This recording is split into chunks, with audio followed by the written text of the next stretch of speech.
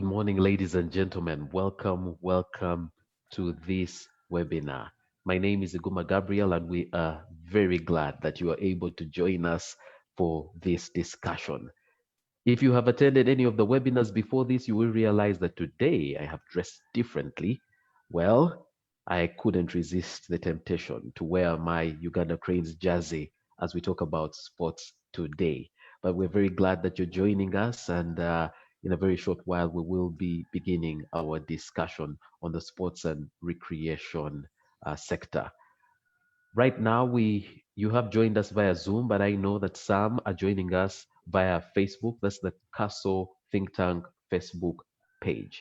Would like to request that those who have joined us via Zoom, as we give a minute or so for more of the attendees to come in, please go to your Facebook page and share the video so that as many people as possible will be able to follow this discussion.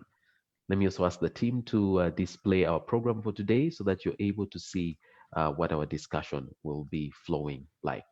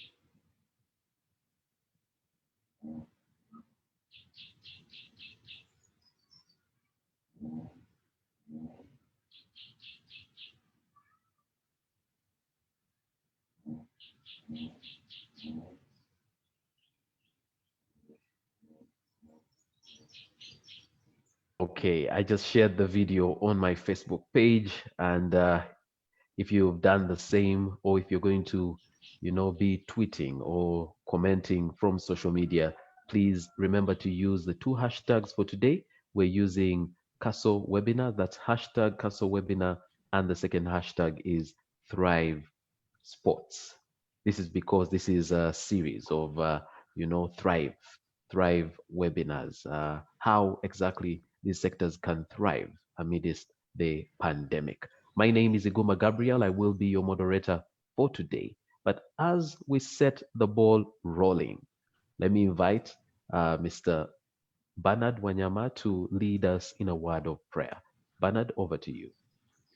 Thank you, Gabriel. Let's pray. Father in heaven, we want to give you thanks and want to give you honor. We thank you for this webinar today. We thank you for each and every one of us who's participating. We thank you for the different work and contributions that everybody makes to the sector, and want to commit the sector into your hands. We thank you for the recent successes and the recent victories that we have been able to achieve as a country. We remember all those who work hard to make sure that our athletes and our sportsmen succeed at the different levels, and we continue to pray and support them. We pray that they'll have the right resources, they'll have the right strategy, the right leadership, and the right motivation to continue to serve the country and to continue to make a difference in the sports sector. We commit the ideas that will be discussed today, that they will continue to be implemented and they'll take the sector to the next level. In Jesus' name we pray, amen. Amen. Thank you very much, Bernard. And again, thank you. And thank you for joining us this morning. A warm welcome to all the attendees, the participants. I see the numbers continue to grow, and you are all very, very welcome.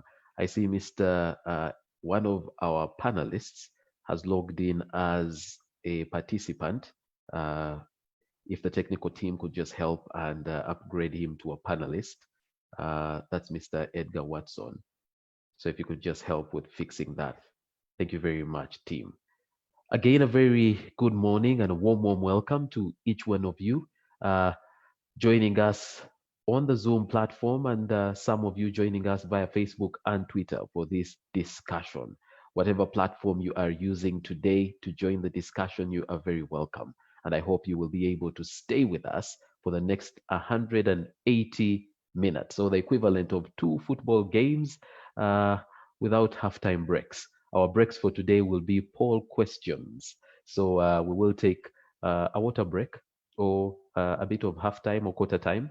We will ask poll questions. We'd like you to respond to those poll questions because we'd like to have your say or just pick your mind on certain aspects in the sector. When the poll question shows up on your screen, please pick the option that applies best to you or what you think the most viable option is. So those joining us via Zoom and joining on Twitter, you will be able to see the poll questions. We'd also like to hear from you, and you can use the Q&A tab. For many of you, it appears at the bottom of your screen.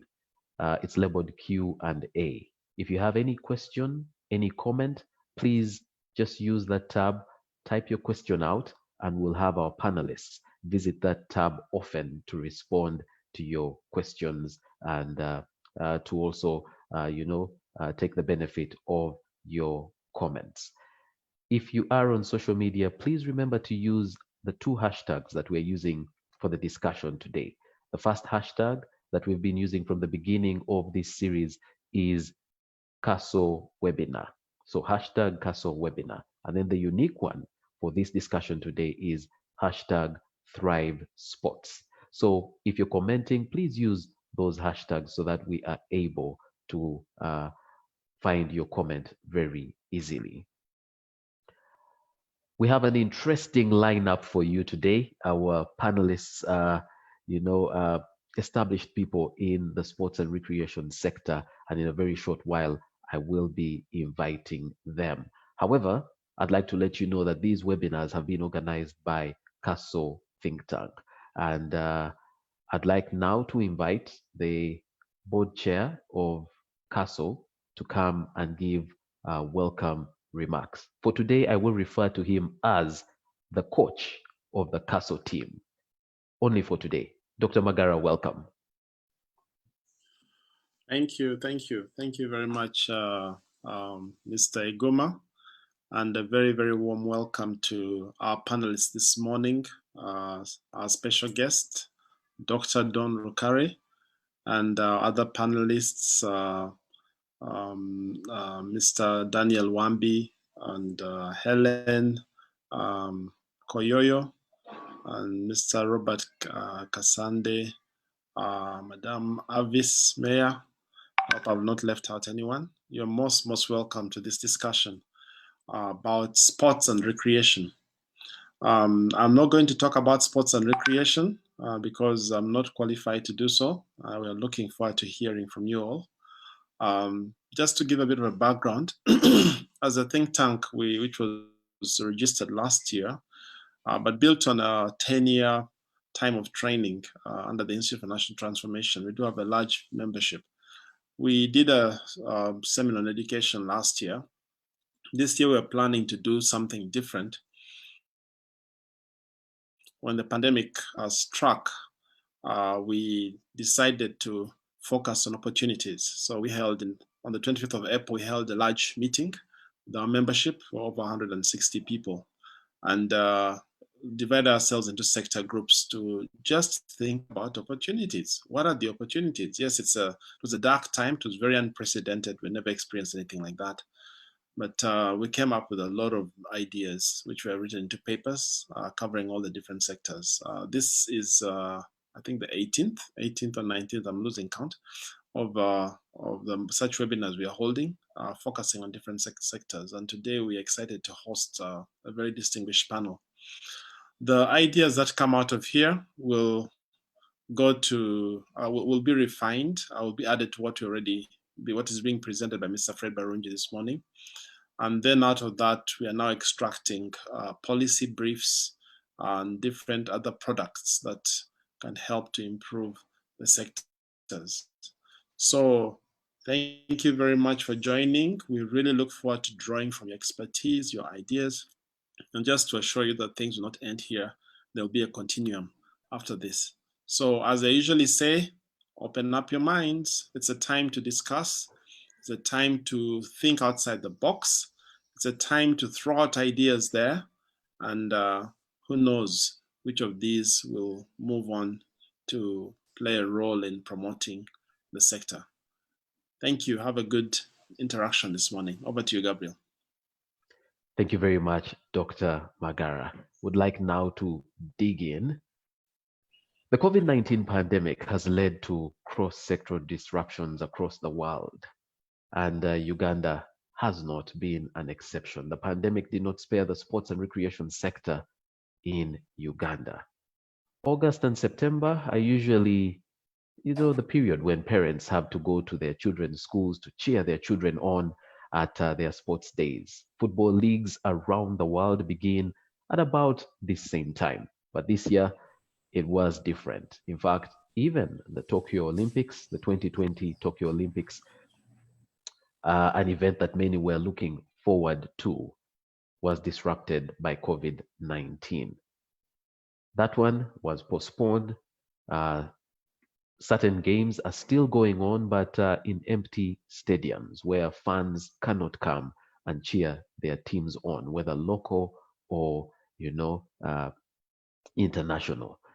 These circumstances the world had not anticipated and therefore had not planned for. And yet we cannot sit back and let things just move on.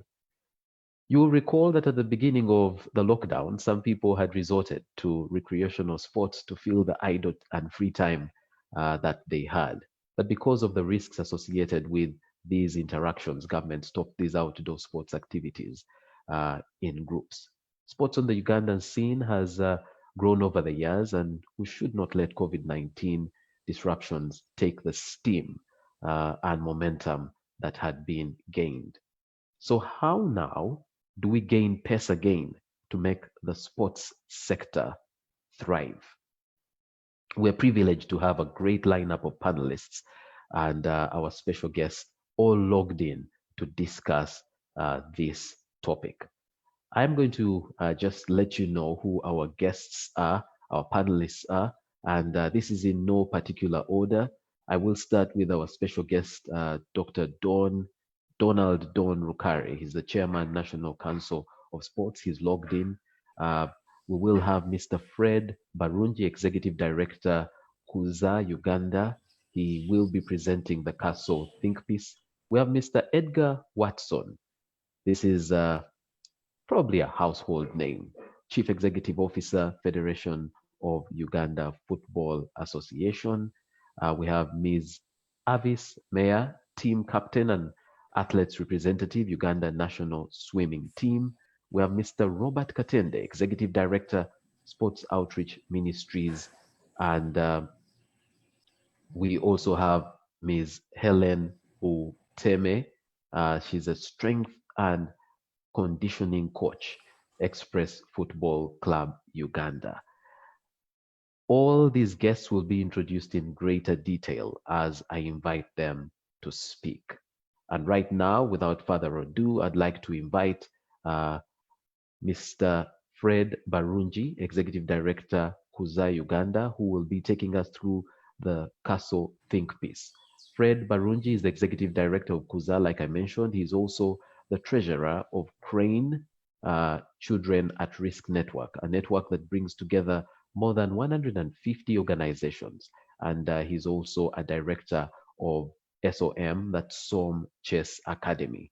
He worked for 5 years at Intraship Uganda in clearing and forwarding, after which he spent 9 years working at Standard Chartered Bank, where he was managing communications and later the Central Treasury. He then worked as Executive Director at Sports Outreach Ministry, and Disney World produced the movie Queen of Katwe, which was filmed at one of the 5 slums Katwe, where the Sports Outreach Ministry had been developing talent. He holds a Bachelor of Arts in Economics and political science, and a postgraduate in education, all from Makerere University. He also holds a postgraduate diploma in business administration from the University of Cape Town in South Africa. Mr. Barungi, you are welcome to the virtual podium to deliver the Castle Think Piece. Over to you.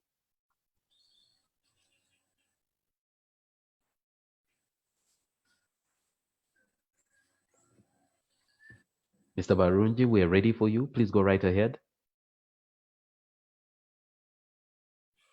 All right, good morning to everyone. Yes, good morning to everyone. Today we're going to talk about COVID-19, the opportunity to thrive, that is in the sports and recreation industry. To begin with, every sector without exception has been impacted by COVID-19 pandemic. The sports and recreation industry has not been spared, with major events being variously canceled, as we have seen, played without audiences, we've seen all this, or deferred with uncertainty. The impact has been felt globally as well as domestically. There's really been a serious impact. The most prominent sporting event so far affected is the 2020 Tokyo Olympics, which was deferred to July 2021. In Uganda, as at September 2020, sports is still effectively under lockdown, even though last week the president came out to open slightly. It's still under lock. Just a few things have been allowed, but there are also still some challenges. This has had a devastating impact on associations, clubs, sports personnel, sports academies, funds, and enterprises involved in the sports value chain. As we all know, community and family-based sports and recreation have been limited to watching TV, while others have lost access to the benefits of the gyms, leading to non-communicable diseases. The above situation has not, however, spelled total gloom and doom. We should not think that we have lost it all. There are some positives. With positive episodes such as Uganda athletes still participating and excelling in global events, like, for instance, Joshua Cheptegei, who broke the 5,000-meter world record in Monaco in August 2020. This was during the COVID-19 lockdown, while Jacob Kiplimo set a new record for Uganda by winning the Wonder Diamond League 3,000-meter race in September 2020. Going on, what's the background of sports? I want to start with classification. I hope we are all together. Broadly, sports can be divided into three categories, as we all know. There's the recreation sports. This covers competitive sports used for personal fitness, fun, and health, including physical education, health and fitness programs in gymnasiums and sports clubs, as well as other activities like walking, cycling, mountains climbing. The second type or classification is elite sports. This covers professional sports and involves identifying talent and nurturing it to the highest level. The elite pathway normally starts at school level with inter-school competitions and sports academies and goes through to amateur, semi-professional, and professional clubs, local and international, climaxing with national team appearances at the national events like the FIFA World Cup or even Olympics. The third category or classification is, which is really a relatively new concept, is sports for development. And this has recently emerged where sports is used as a platform to deliver a social goal under the framework of the Sustainable Development Goals. Yes, I hope we still together. Now we go to governance. Under governance, we have Ministry of Education and Sports. The sports in Uganda are managed by the Ministry of Education and Sports under the department known as Physical Education and Sports. Ministry of Education and Sports mainly focuses on developing and promoting elite sports, as is reflected by the budget allocation in sports facilities like stadiums, education institutions, sports competitions, and the National Council of Sports. And I just want you to note that soccer and athletics takes 90% of that budget. The mandate, still on governance, the mandate of Physical Education and Sports Department is to develop and coordinate all physical education and sports activities in the country. The department has a policy document with clearly laid out rules and key functions. That's very important for you to note. However, budget allocation to the physical education and sports subsector does not enable effective implementation of the policy provisions. In addition, the department is very small. I want to tell you that we just have like 9 members of staff that handle all physical education and sports for the whole country. This really, really poses a great challenge to development of sports in our country, Uganda. The Ministry of Education and Sports is also mandated to promote physical education, which is a foundation for all sports and is supposed to be mandatory in weekly programs of all schools. However, as we all know, it's estimated that less than 10% of schools actually conduct physical education classes.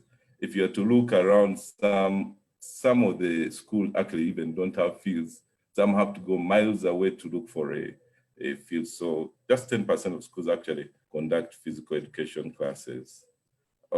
Still on governance, we have National Council of Sports, where one of our panelists comes from. The National Council of Sports supports the Ministry of Education and Sports, which is among other things charged with the development, promotion, and control of sports activities on behalf of government. The National Council of Sports was set up as a statutory organ whose establishment, status, and powers are enshrined under the NCS Act of 1964. Its role is to develop, promote, and control sports activities on behalf of the government under the Ministry of Education and Sports. The NCS, which is also linked to Supreme Council of Sports in Africa and other relevant sports organizations, serves as a regular and the apex organization that coordinates all sports activity in the country in conjunction with the national sports associations and federations. We have I think now 51 associations and federations under NCS. Yeah, still on governance, we also have the Uganda Olympic Committee, which acts as an agent of the International Olympic Committee and Commonwealth Games Federation in Uganda. Its role is to uphold and promote Olympic and Commonwealth ideals and to its affiliates and stakeholders by providing support as national teams to participate in Olympics and Commonwealth. Then fourthly, under governance, we still also have the private sector, which is mainly involved in promoting recreational sports commercially. Various gyms, gymnasiums, swimming pools, and six-a-side football arenas have come up, attracting large numbers of people. However, the country is still very short of well-equipped sports facilities for the average Ugandan. Furthermore, there is no national push to encourage the participation of sports amongst the public. As a result, recreation sports is still relatively underdeveloped and underfunded. Yes, are we still together? All right, let's continue. Yes, we are following every word you're saying. All right. We go to the laws and policies. Still under governance.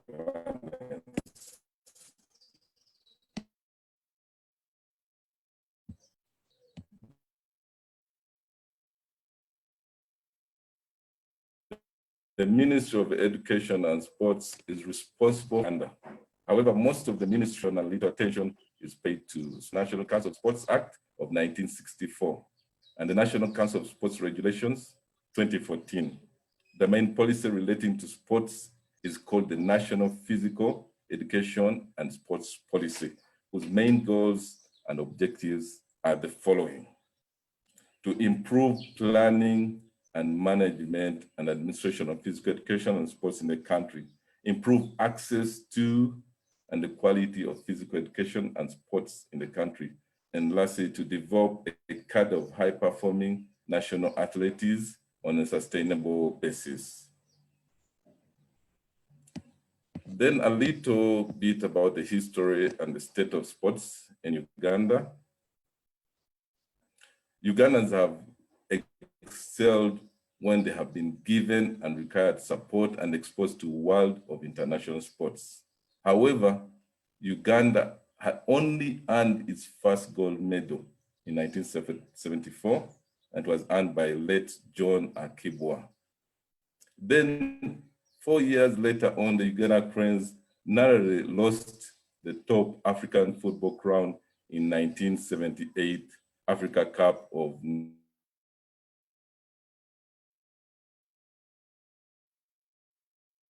Nations finals. They reached the finals, but were able to go to be the second, where the country invested heavily, really heavily in sports, was followed, unfortunately, by almost 2 decades of diminished sporting glory. Today, however, elite sports are on the rise again with a good string of performance in the different sports. For instance, we have won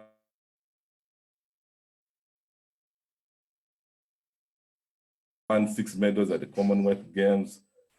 They've been breaking world records in 1,500 meters nation twice after 30 years. That was something big also. African netball champions for 2 years, qualifying for Netball World Cup, where the She Gazelles finished 6th, representing African rugby at the Olympic Games. They were rugby 7th Africa champions twice, featuring the World Swimming Championship and becoming regional champions in golf and swimming, among others. All this success can be attributed to some level of stability, good planning, and sustained investment in these sports through the association we have. A lot more work needs to be done to bring all the associations to the same level as many associations are struggling with governance and operational issues. To date, Uganda only has 1 high performance center, FUFA, with the second one specifically for long distance athletics in Kapchora, still under construction, I think, well, after 5 years, but it's still under construction. The culture of sports is not strong, with very few people, including those in high places, appreciating its importance and contribution to the development of society. Just now, I want to move forward to the impact of COVID-19 on sports in Uganda. We all know how sports has been locked down, so it's still under lockdown. COVID-19 has had very adverse effects on sports in Uganda and worldwide. The introduction of social distancing as one of the means to reduce the spread of the virus arena, and thus affecting one of the key aspects of sports, which are crowds and fans. Those are very important part of sports. Even sports which do not draw crowds, like chess and other board games, have been affected by COVID-19.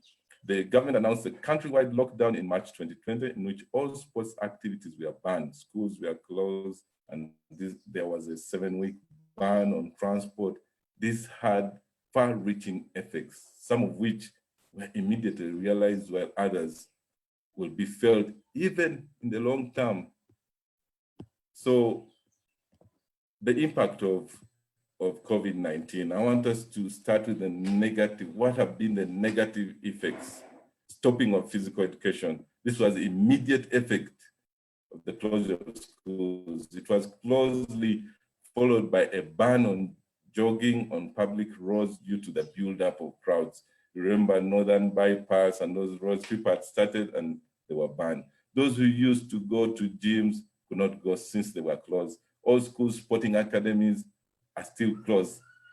So there is lack of training for a long period, which affects development of sports personalities. 2, negative effect, financial loss and distress for sports associations and sports people. The prolonged cancellation and postponement of sports competition is likely to have a negative effect on cash flows to sports association and governance.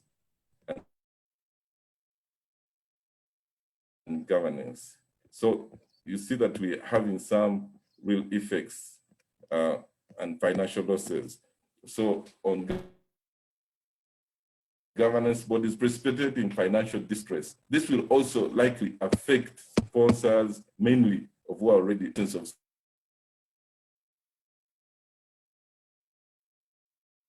sporting competition has already affected involved in sports, including coaches, people have lost their jobs, and support staff who depend on gate and entry fees. The government also made losses because no taxes could be collected from sports activities like games or recreation activities like betting, sports betting. So those are some of the negative effects. Negative effect 3,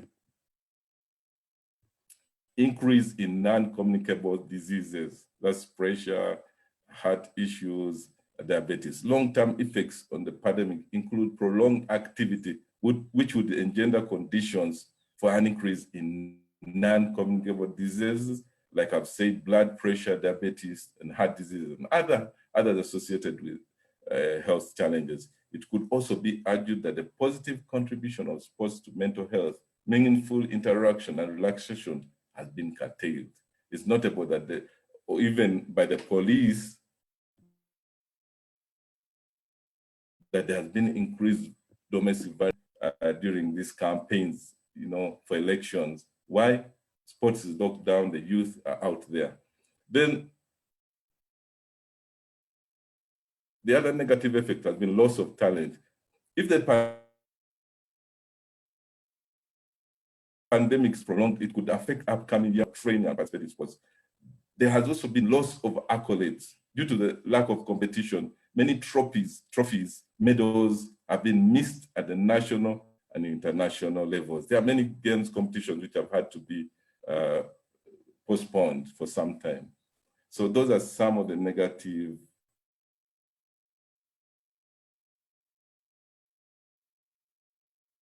effects. We go to the raised by COVID-19 in the sports and recreation sector. Opportunity 1, new business models and approaches. These are the opportunities to explore new models for business and income generation. This could include emphasis on making a digital shift in advertising, seeking diversification of products and services for endorsement by sports people, activating fan clubs and merchandising opportunities, and migration of paid services by gyms to virtual channels like YouTube, Zoom, or through home and community visits, adapting sitting, viewing in stadiums, within of course, the scope of social distancing and by keeping the SOPs, but charging a special rate for those who can afford it, pending the resumption of full-scale lifting of restrictions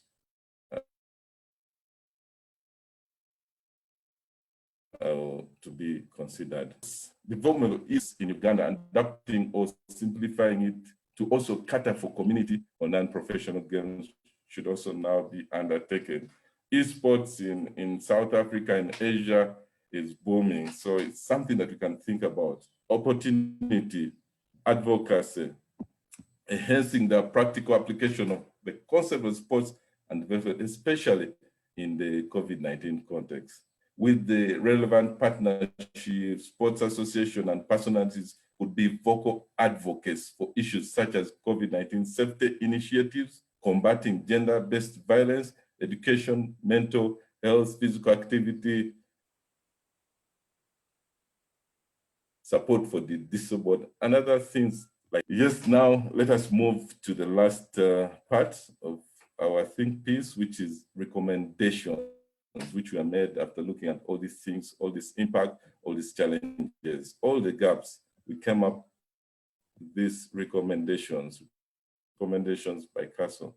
An overall observation is that the sports and recreation sector needs enhanced funding to draw out the country's best potential in sports. This includes and exceeds enhancing the government's contribution. It calls for creative collaboration with the corporate. Recommendation. Number one recommendation.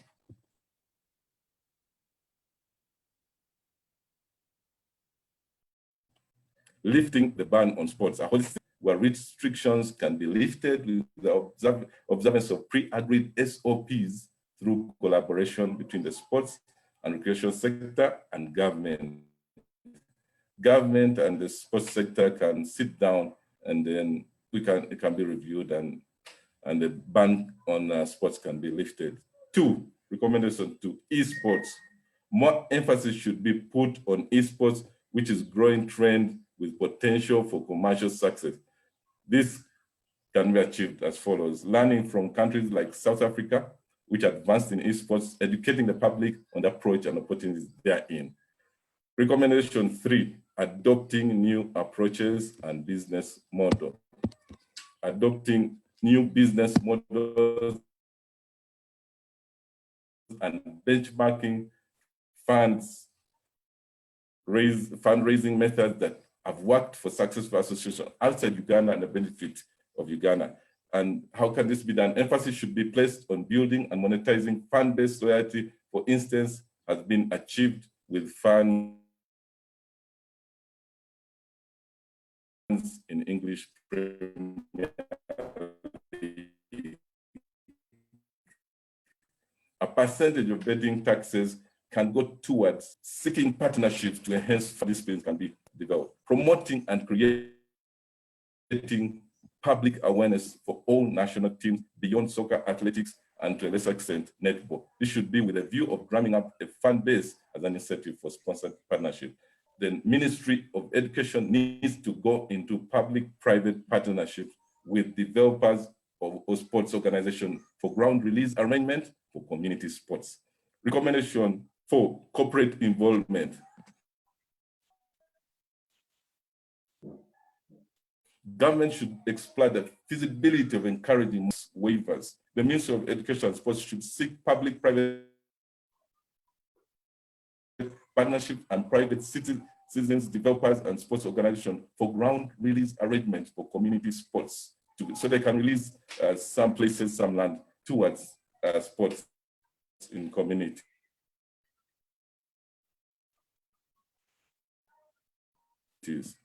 Recommendation 5, identifying new talent and donor links around the country to identify and develop talented sports people at the grassroots levels who are far from Kampala, which is the epicenter of sporting activities. Recommendation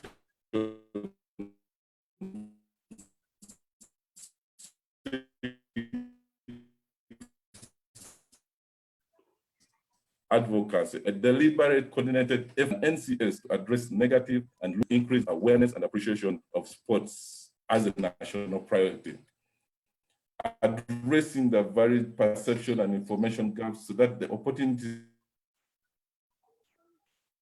are enhanced for all disciplines to attract fans, partners, sponsors, and players. Then elimination of information irregularity or asymmetry by ensuring that the roles of various stakeholders in sports are clear and transparent through publicly available rules of engagement.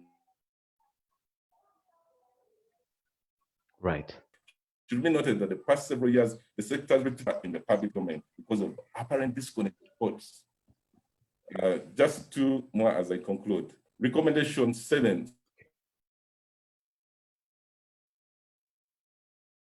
schools, the new lower secondary schools curriculum should, and lastly, as recommendation 8, emphasis on health and fitness. Government should enhance its visibility and encourage health fitness through sports and recreation by being more vocal and demonstrative about it, and sending out positive messages on sports and how people can do exercise and fitness. But also, Uganda Lands Commission, the city and municipal authorities led by KCCA should allocate Gazette-specific space as green spaces for free sports where people can have exercise, they can run around and have some times of sports and exercising.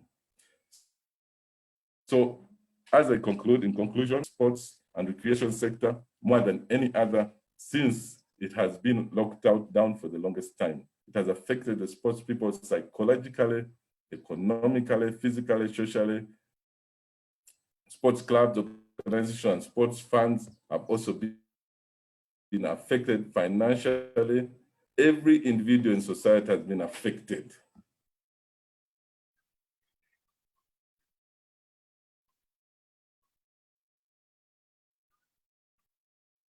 Fred, do we still have But even though they have been affected, all this situation provides an opportunity. Are you getting me? Yes, we are. Right. Gabriel? Yes. So I was just concluding, saying that in conclusion, COVID-19 has negatively affected sports and recreation sector more than any other since it has been locked down for the longest time. It has affected sports clubs, organizations, funds. Every individual in society has been affected because of the increased level of inactivity. But even all this said, it still depicts that the value of sports in society. And we all appreciate the benefits of sports and find new ways of ensuring that sports takes its well-deserved place in the lives since it is now established that COVID-19 will be around for some time. This is also an opportune time to prepare for any future disaster or pandemic that we are not caught off guard next time. Thank you so much for your attention, and I look forward to the expert contribution of the other panelists. Thank you very much, Fred. Who knew that the day would come when we'd talk about esports?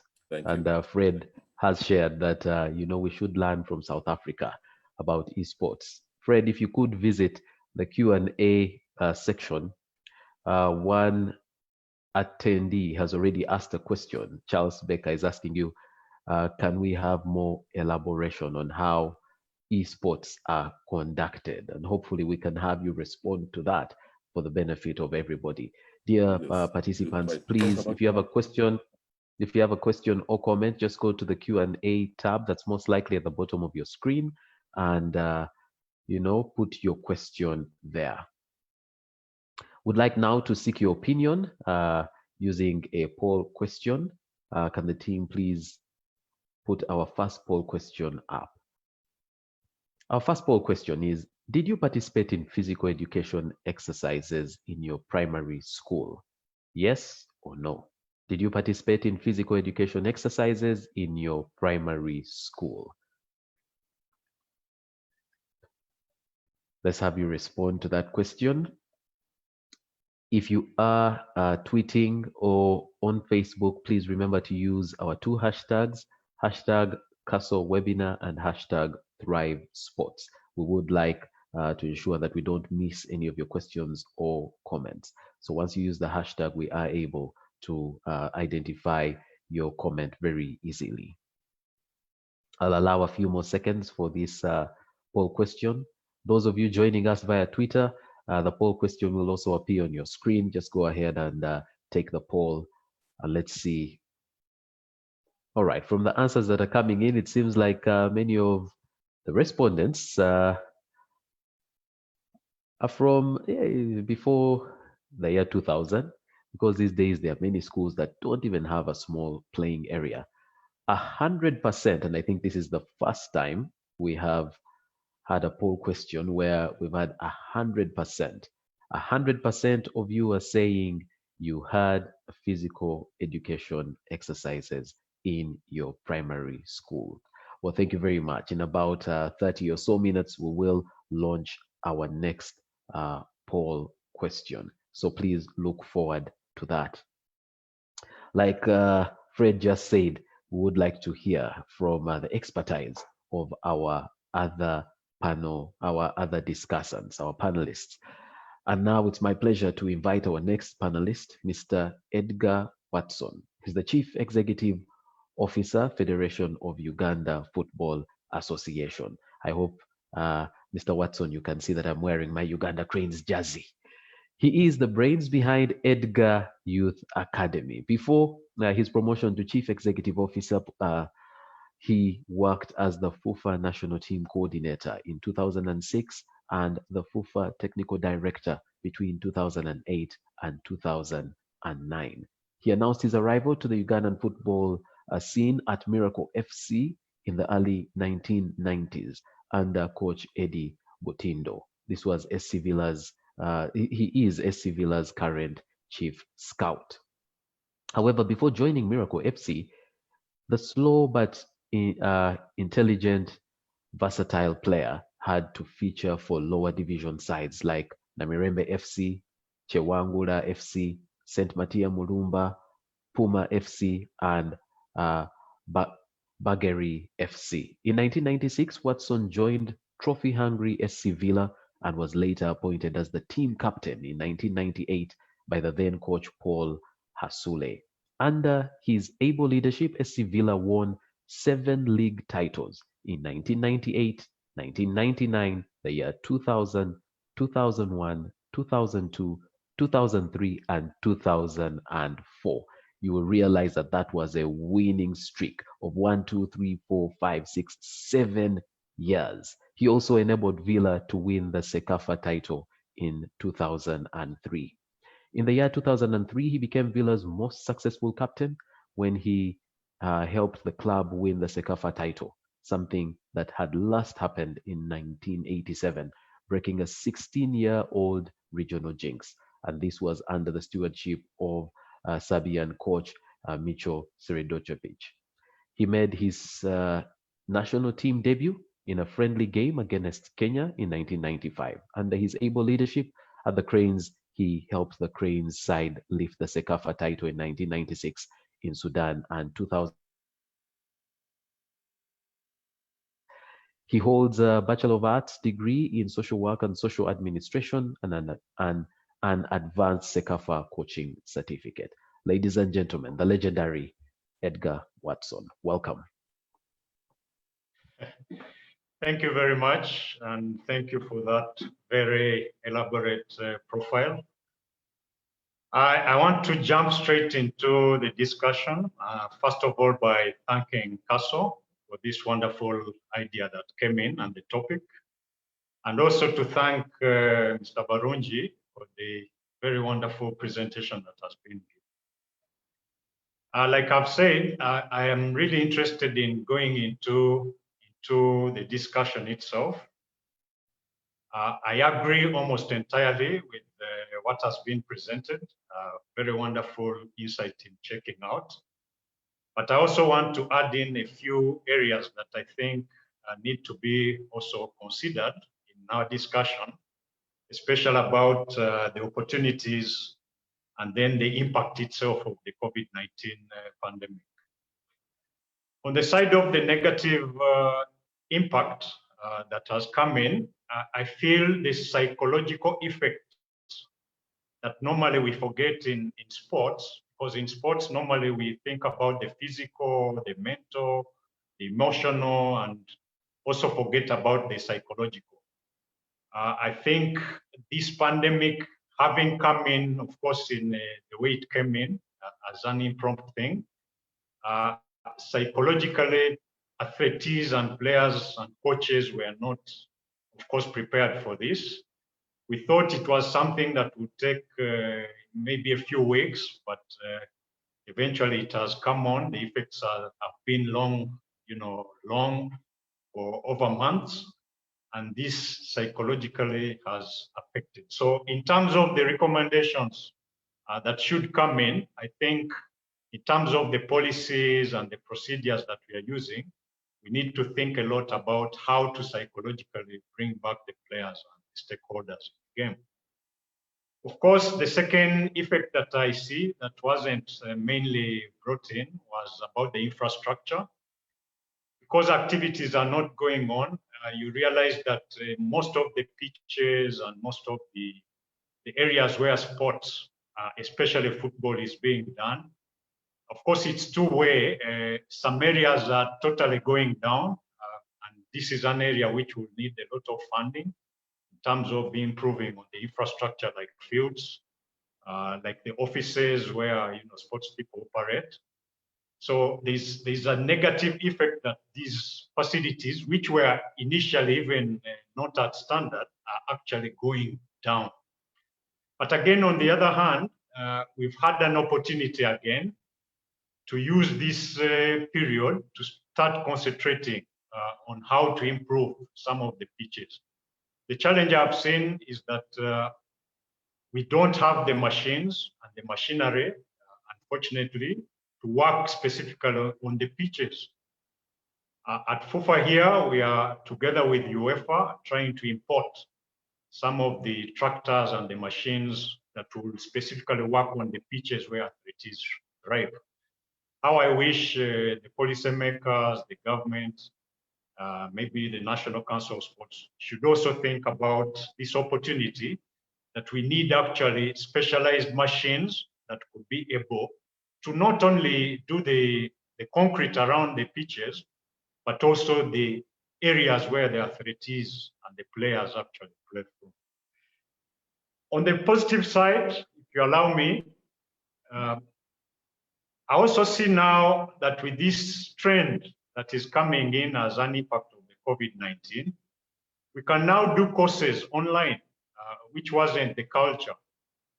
Capacity building of the coaches, of the athletes, of the umpires, the referees can now be done in a manner that is not so costly if you have the installation of the technology that is required.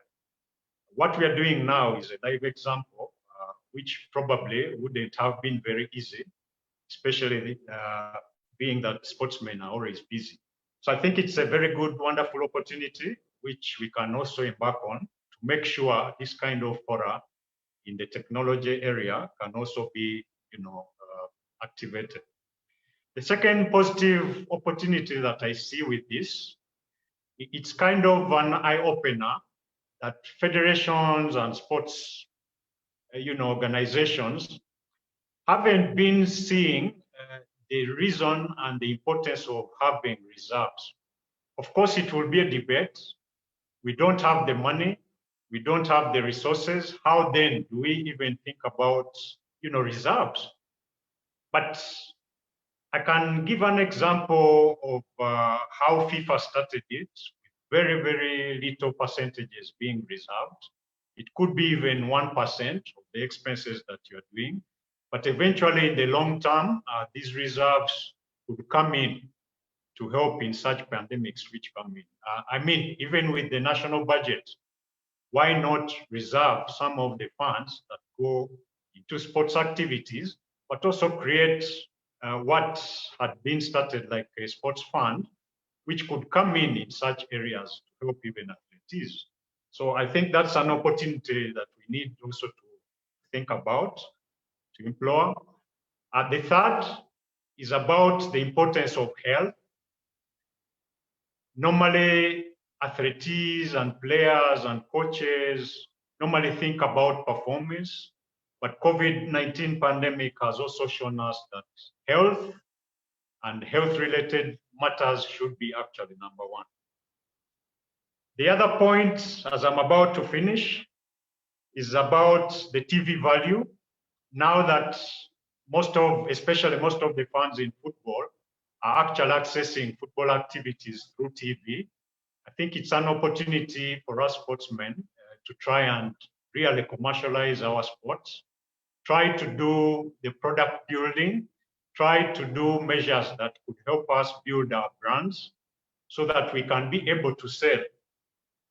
However, this cannot be done without the support of the government. I think the law we have, like Baronji mentioned, is very old. It's only suitable for the setup of amateur. It does not give us a platform to develop our commercial sports the way it's supposed to be. I'll give an example. Our moderator, you are putting on a jersey, presumably for the national team, but I can tell you, putting on that jersey is not helping, for example, the sports sector. People are putting on, jerseys in the public, but there is no single coin that goes back actually to support the athletes who are helping to build up. People are coming in to produce merchandise, sell it off, get the profits, while they are outside the sport. Now, the law does not help us to protect such rights.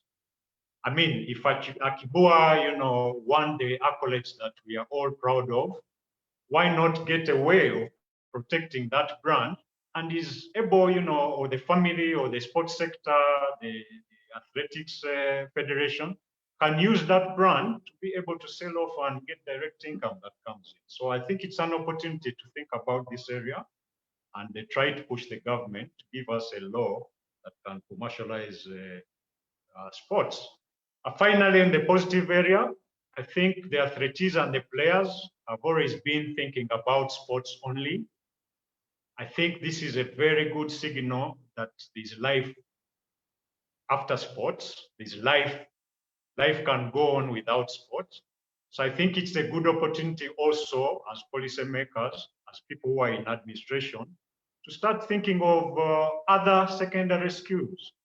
I mean, I don't see any problem in a player who is a national team player having another extra skill, for example, in plumbing or in building or in skills that may not require a lot of training. But this player is playing or is doing sports, but he has also a secondary skill. I've seen it after football. I mean, I couldn't play because the body doesn't allow, but you could be able to use maybe the history, the recognition, and the few skills that you got around the game and trade on them to build up a career. So I think this is an opportunity to show that it's possible. Life can be there without sports. But when sports comes back into normal operation, we still have other skills that our athletes can use. And we try to avoid this, this outcry that sportsmen are always, languishing after sports careers and be able to also get other skills that come in. Of course, I've talked a lot, I've discussed a lot. I feel, in summary, in recommendations, we need to consider the psychological effects. We need to consider the law. We need to consider the technology. How do we develop technology in sports? We need to scale down the policies into the grassroots level where people actually understand what policies we are doing, what areas are coming in, and finally put a lot of research to see what actually helps Ugandans in terms of the sport. I want to thank you so much. I think I've talked a lot, but I'm also eager to listen to what other people are bringing in. Thank you so much. Thank you, Mr. Edgar Watson. We already have a comment from Timothy Intale, who is talking about this commercialization that you spoke about, and hopefully when we come to the time of Q&A, you can elaborate how we can start to commercialize, because whereas people, when you look at other countries, the sports sector, very big sector, the sportsmen and women raking in huge amounts of money. We would want to see that happening here. All right, would like to move quickly to our next discussant. so that we're able to have all our discussants' views in a very short while. Our next discussant is Ms. Avis Meyer. She's team captain and athletes representative Uganda national swimming team. She's also the team captain of the Silverfin Academy Swim Club in Kampala. She began her swimming career at the age of 6 years. With the help of her father and her then coach, Mr. Abdul Mohammed, she first competed in sports while at primary school and won her first medal in the 25-meter freestyle. She was then appointed as the swimming captain of her school's swim team from her primary 5 to her primary 7. In her senior secondary school, she was also appointed. She was also in her secondary school. She was appointed as the captain of her house first, that was Orange House, and then later of the school swimming team from 2008 to 2011. Her leadership continued later while at Taiba High School, where she formed a swim team and captained it until she left. She has since won 50-meter freestyle with an impressive time of 33 seconds at the 4th Ghana Zone 4 and Zone 3 national championships in Kampala, Uganda. She also participated in the Ghana Zone 4 2015 in Angola and the World University Games in South Korea, where she won various medals and made personal best times. She has participated in local galas like the SEAL Invitational Gala 2015, SEAL Swimming League, East African Games 2014, Excel National Gala 2014, Uganda National Swimming Club Invitational Gala, and Silver Fin Pentathlon, all with personal best times and medals won. She seeks sponsors actively to keep pursuing her dream. Aside from swimming, she would love to pursue her dream of being a diplomat or an ambassador. She's currently pursuing a bachelor's in development studies at Chambogo University. Ladies and gentlemen, welcome to our virtual podium, Ms. Avis Meyer. Over to you. Thank you very much. Thank you very much. I am happy to be here. Thank you very much for having me. Thank you very much, Castle, for having me on this panel and being able to discuss to represent the athletes, not just swimming, but all the athletes in Uganda, the track and field, boxers, weightlifters, footballers, rugby players, volleyball players, netball players, and to all of that. I appreciate and I'm grateful. Thank you so much. So according to what was discussed in terms of the background, in terms of what Mr. Birungi had said when it comes to the challenges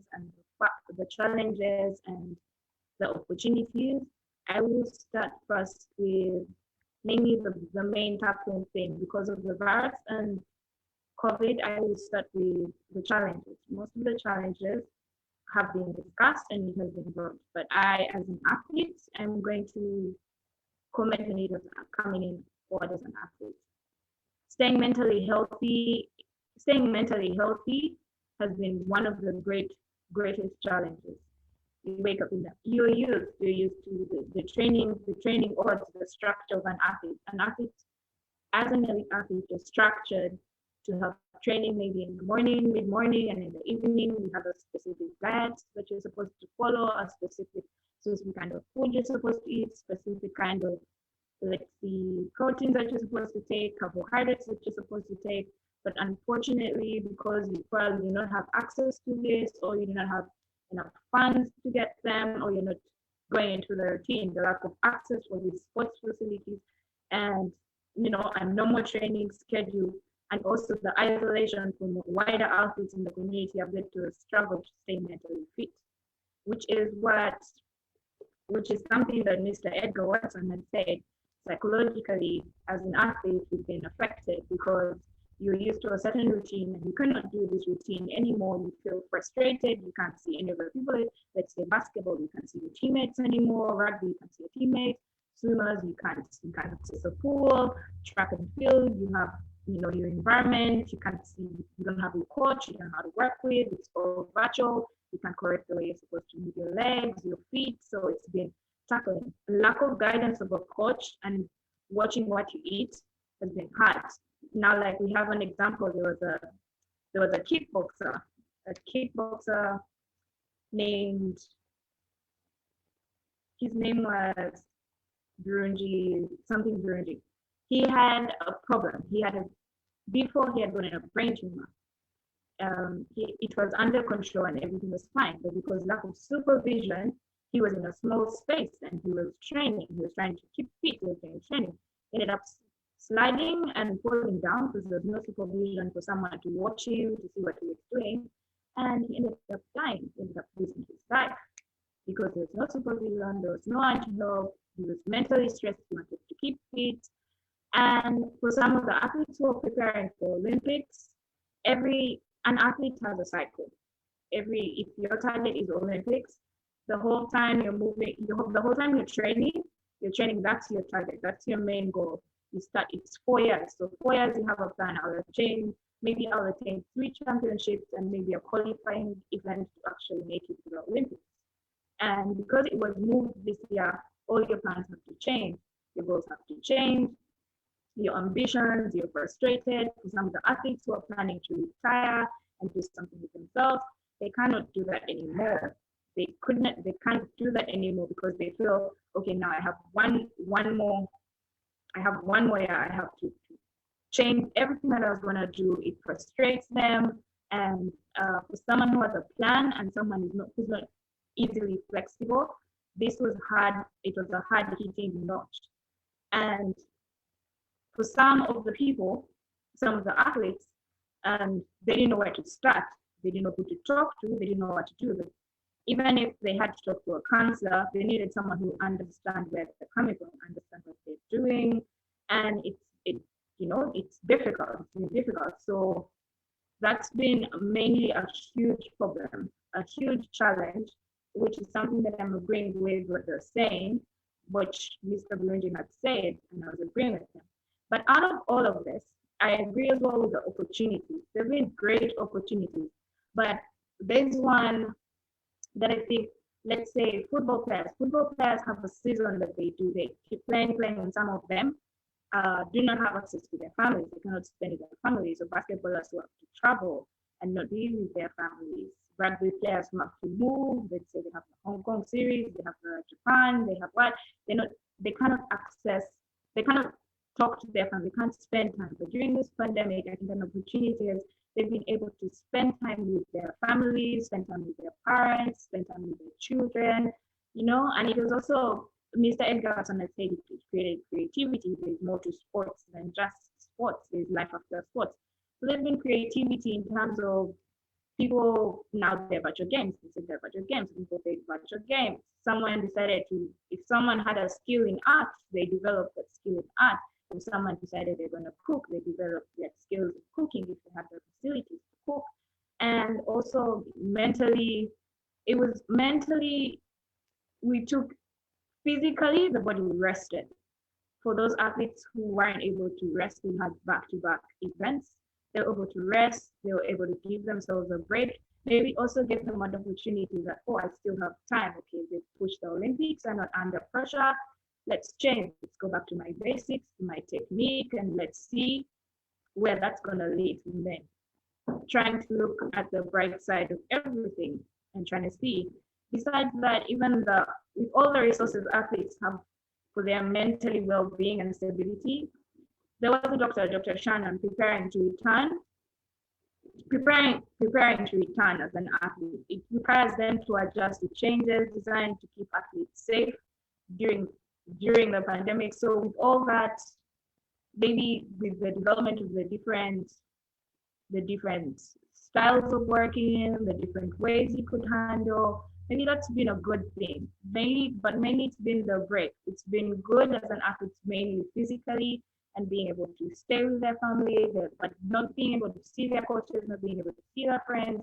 It's been a hard hit, not being able to train, like the endurance goes away, not being able to get food, easy access to food, and it's been training. But overall, even with what has been happening, with my recommendations, I think I would like recently how it has been open to some of the to athletes to outdoor sports to happen. I think it's going to be a little difficult because of the finances and trying to test. So if clubs got some sort of revenue, like a relief package to help enable some, let's say, football clubs. Football clubs, most of them depend, players are paid from money that comes from the fans that they watch. But if now fans are not going to watch the games and they're not going to be able to get money from the fans, that means some sort of relief package would be nice, either from the government or NTS or UOC, to be able to sustain the football players, to sustain the employees in individual sports, to help clubs get back on their feet, just not football clubs, basketball clubs, rugby clubs, so that people can be able to get back into training, knowing they're going to start somewhere, it's going to mentally prepare them and say, okay, I have something I have some sort of allowance that I'm going to be able to get back into feeding, to be able to run some sort of transport that's going to help me. With that relief package, they feel like they'll be motivated to get back to their feet, to do what they're doing. But with this not having the revenue, it's a bit difficult. And even with the challenges, sponsors are losing out of a lot of money because now they can't show these games, the athlete can't make a speech or can't participate. They're not in crowds because they're not seeing what they're wearing. So it's been difficult. Some of the athletes have lost some of their sponsors, and some, like let's say Kipro Teach, has been able to gain a sponsorship deal because of the running and everything, because eventually they realized that he needs to go out. So that was good. But during this whole time, it has taken a lot of positivity, a lot of patience for athletes to be able to get back in. It's been hard. I am an active athlete. It's been hard. You're in a square, you're in a box. Today you're waking up and you're like, what am I going to do? Okay, what's next? The routine is the same. And if the routine is the same, it gets boring, you get frustrated. You don't want to, you want to go out, you want to stretch your legs, you don't keep doing the same activity. But on the other side, you look at it and say, this is the goal. You're able to wake up and say, okay, let me study. Today, let me innovate something. Let me try and draw. Let me interact maybe with some people and to see how it is, which has been a step up in an athlete's life. But overall, I think if a sort of relief package is given, and communicating with different athletes, the NFS can get back to their athletes to see how they're doing, to see how they're feeling, to provide some sort of counselors, and to be able to basically communication. You get athletes to communicate one way or another. They're able to explain themselves and they're able to get back into shape, but overall, I think that there's a lot of work that could be done. And this is our pause, and thank you so much. Thank you very much, Avis. And please check out the Q&A tab because the participants are putting their questions over there, and there could be some that you can respond to. All right, ladies and gentlemen, would like now to call our next poll question.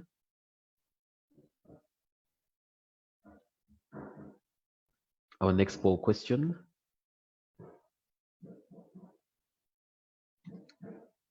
There it is. It reads, what were the 3 most common sports activities in your primary school? And this is multiple choice. So I believe you're able to choose all the ones that apply, and then you will submit your answer. So choose all the ones that apply and then submit your answer.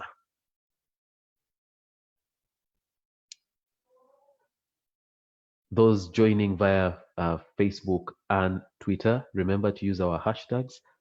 CASO webinar and Thrive Sports. I have been able to follow some of your comments. Nachi Kadu, we've seen your questions and your comments. Thank you very much for following. The rest of you, we acknowledge uh, your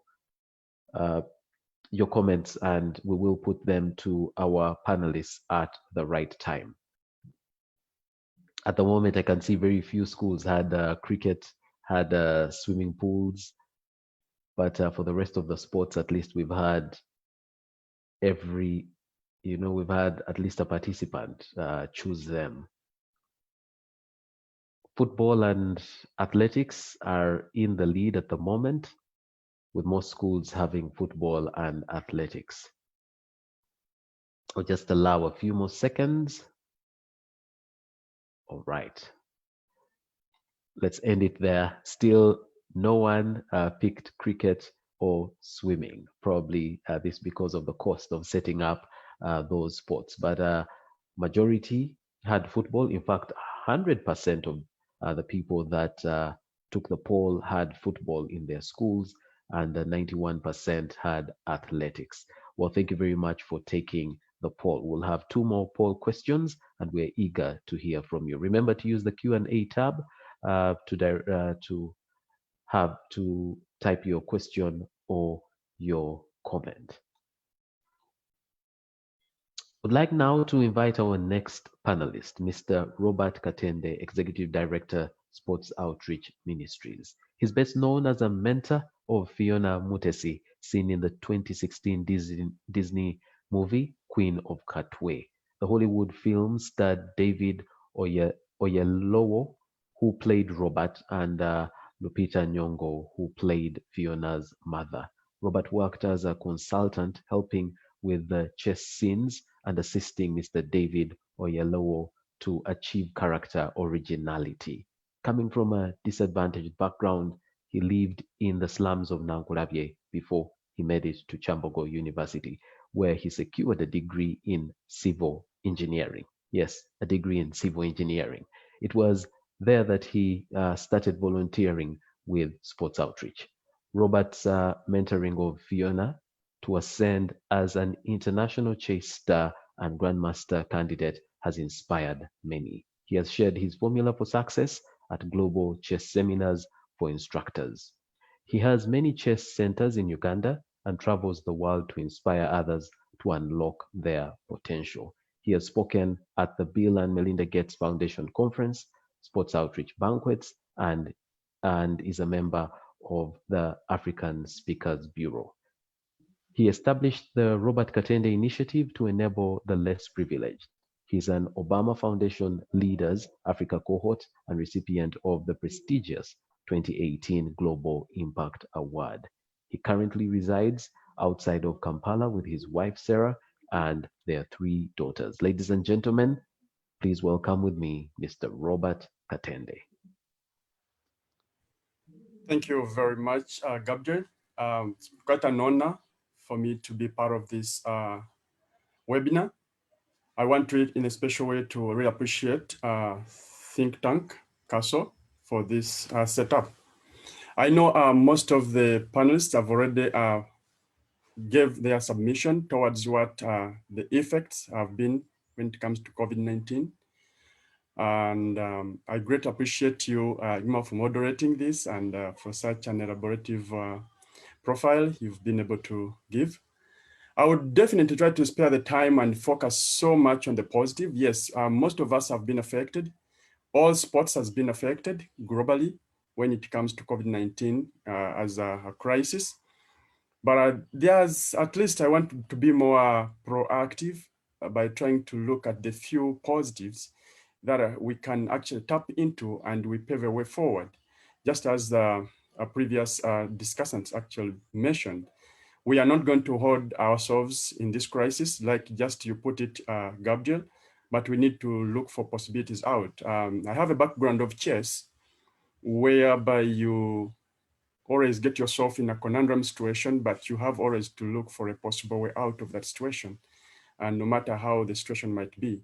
So this is where we are. The whole world is at stake. We have been held in a very tricky situation, and we need to find our way out of it amidst this COVID-19 pandemic. Because honestly speaking, as other members have shared, there is little likelihood that it will go away soon. As other members said, we thought it would be weeks away, but now it's months, as Mr. Watson was sharing. So the question is, how are we going to go forward? What has been the positive in this kind of situation?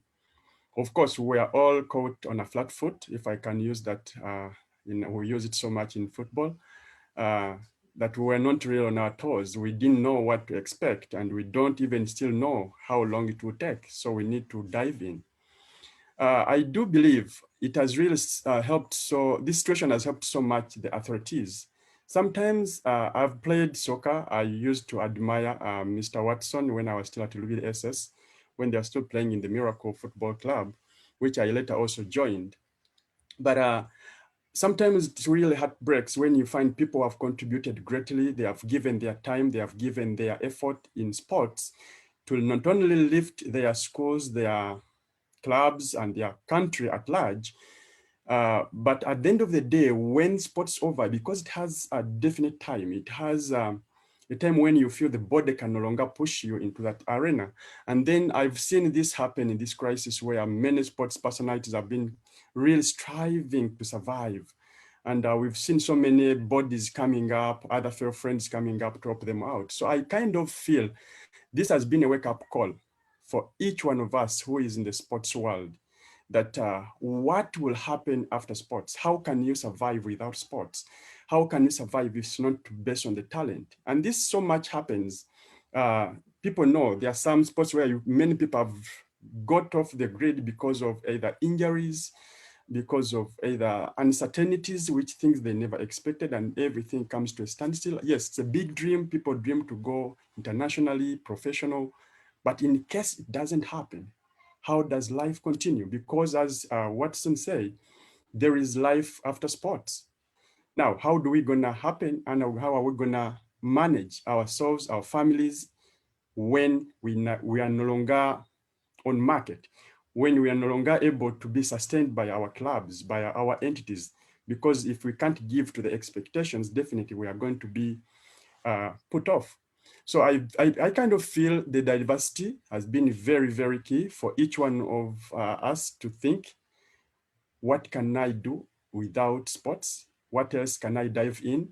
Many times people are given opportunities to be in school, but most athletes focus so much on sports and maybe disregard. I admire Mr. Watson, because we were in school when we saw him. He also went through education, and he was a great soccer player as well. And then he's now able, he's no longer playing competitive soccer, but he's able to contribute greatly because of his education, and perhaps even other fields he's able to dive in. So this is where I feel that this crisis has been of a very big advantage to open up the eyes of each and every young coming up players and athletes, that there are things which we need to, yes, it's good to be inspired by all those great soccer players who have actually lived in our country and even abroad, people watching on TV. But how about if things don't work out that way? What else do you need to do? So that has been, to me, more like a way where people have been forced to determine other ways to survive. I have seen so many legends in our country who have now, who are being showed on TV actually to either looking after chicken and all, trying to think of other ways. That is to me a very big positive in per se. It's a very big positive. And also to know how best to invest. Many times sports has a very small span. And we need to, I know Edgar and maybe I'll say FUFA at large, they have a program where they have now tried to think, and I would really recommend this to even other federations, let it be chess federation, let it be athletics, let it be what. Let us try to see how we can mentor and guide our athletes, because they have a small span. It could be maybe only 10 years, where you are earning a fortune, but after 10 years, you are going to live for another 50 years, possibly, because your body is healthy, but how are you going to survive in that? So how are you able to invest the little resources you've been able to accumulate in the 10 years that they can sustain you and your family, even after you are unable to earn it as you used to do so? So this is a kind of a wake-up call for me, which I kind of also say it's an advantage, which has really streamlined people's way of thinking and looking at things in general. There has also been, I would say maybe a forced leave to really rest the body. Most athletes sometimes we tend to be so busy moving. You're looking for which is the next tournament, where's the next competition. Every time go. And at times we disregard the social component of the family. We disregard the people who actually make us who we are. And I think this has been more like a forced leave where people have been able to concentrate more on the families. And I've seen so many athletes who are actually concentrating more on their own children and to groom talent, just like Avis was sharing that the dad in her profile, the dad is the one actually who nurtured her into that. I think many times we've missed out great talents because at times we don't have the time for the people, for the kids who would be able to pass on this skill too. But I've seen so many athletes in this lockdown situation where they are passing on skills to their little ones, which has been a great addition for me. And when you see people like Williams, those who are known internationally in the tennis world, it's the dad, it's a family affair. So like you pass on once the skill to the kids. So that is to me a bonus as well, which I take to be a positive. I also personally look forward to many other things which are going to come up through that, because I do believe we are going to see when the situation gets to a little bit where we can be able to operate, we are going to see more skills coming up on an advantage as well, because some of these athletes have been able to do that, as well as relaxing their body and getting in shape. I know it will take them time to get in shape again, but at least the body needs some bit of rest per se. I can also think of, basically, I know Fred was sharing about esports. Yes, some people are not so much certain about esports. In Uganda, currently, we are even having tournaments going on, especially where I will talk more. I know some disciplines may not easily be compatible when it comes to sports, but things like chess, we've seen even the international bodies change. We had a chess Olympiad this year, which had to be called off. And then they had to switch gears to say, okay, how can we have the e-tournament whereby we can still play globally? And countries, even Uganda participated in this. And people, you are just sitting in your own home, you are getting on your computer and you're able to log in. These are things we need to really try to see, how can we get into this? I know it's quite kind of challenging with the taxes in Uganda, talk about social media tax, and all that people can't access, youth can't access that. Maybe this will be one of my recommendations, if the government can look into that and then see how can we enable this to happen, because these are really restricting. As I wind up, I want to make a recommendation as well. I kind of anticipate that we might have a deficiency, or we might have a gap when it comes to talent development because of the lockdown and because of this crisis. I think it's high time where the government can come up and the Ministry of Health to come up with at least certain guidelines so that the academies, our grooming grounds, can get to operate. Because if they don't, then we are going to miss because certain disciplines are played according to age categories. So we need to see how can have SOPs followed, and then we get to move on with our sports. Thank you very much, Gabriel, and the rest of the panelists, and all the participants. Yeah. All right. Thank you very much, Robert. Well, it's good that you responded to the issue of esports, giving a few examples from chess. If you could go to the Q&A section, somebody actually raised a question in relation to cost when it comes to esport. You also mentioned that you have a background of chase. I actually thought you were going to say you have a background of trophies, because in your background we can see trophies. When I grow up, I also want to be like that, not a plain background, but a background of trophies. All right, we have to change our program a little. Our chief guest has another engagement, and so we have one more discussant, but let's have our chief guest. After our chief guest has spoken, we'll go to our final discussant. Our chief guest today is Dr. Donald Don Rukari. He's the Chairman, National Council of Sports. This is a body that regulates 51 national sports organizations. He is also the current Secretary General of the Uganda Olympic Committee, UOC. He is a former national swimmer and an avid sportsman, an advocate of the High Court of Uganda. He currently holds several high-level positions, including immediate past president of the Uganda Swimming Federation, Vice President of the Uganda Swimming Federation, Kana Zone 3 President, International Swimming Federation, FINA, Bureau Member representing Africa, Secretary General, Uganda Olympic Committee that I already mentioned, a panel member of the Results Management Panel of the Regional Anti-Doping Agency, RADO, and an arbitrator of the International Court of Arbitration for Sports. Recently, he was appointed as a MEMOS professor. He lectures in governance on the IOC MEMOS Masters program. Dr. Rukari has been appointed as an International Olympic Committee consultant and advisor, and he has undertaken missions to Ghana, Kenya, Lesotho, and Nigeria. Don is an active squash player, and as a masters swimmer, he has won a bronze medal at the Kana Zone 4 Championship in Botswana.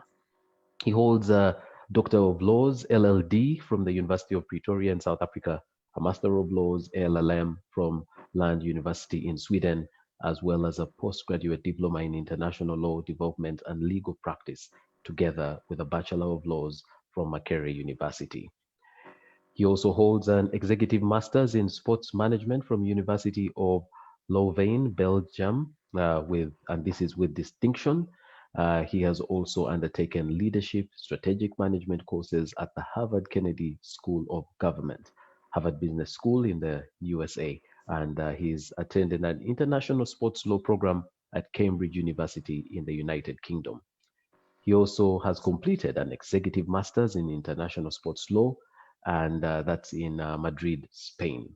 He has written several articles on sports governance and management, some of which were published, and he has spoken on personal branding at various institutions. He also holds a Master of Arts in Economics, that's Economic Policy and Planning, a Bachelor of Arts in Economics, Economic Rural Economy, both from Makerere University. And I could go on and on and on. This is just to show you the caliber of the person I am inviting. Ladies and gentlemen, please welcome our special guest, Dr. Don Donald Rukari. Over to you, sir. Thank you, Gabriel, and thank you, Castle Think Tank, Dr. Magara and team. First of all, Gabriel, I don't know who that person is. I totally disassociate myself. You seem to know me more than I know myself. I definitely have not done anything in rural economics, but I hope I'm not accused of holding out. But thank you for that glowing intro, and thank you for inviting us to be part of this very important discussion when we're looking at sports during the COVID-19 period. I would also like to thank Mr. Baguma for his good intro. I read his piece, and I think I'll begin with your kind permission, Gabriel, by just amplifying a number of things in the piece that was written, and I find it very, very good. In terms of Barun Fred's piece was very good. And then I'll just spend a few minutes just with a number of key things I think we are looking at in this area. One would be to say we need to, I like the classification of sports. The classification that Mr. Birundi read is correct, but I would probably look at it by saying we have recreational sport where people just play sport for fun, for health.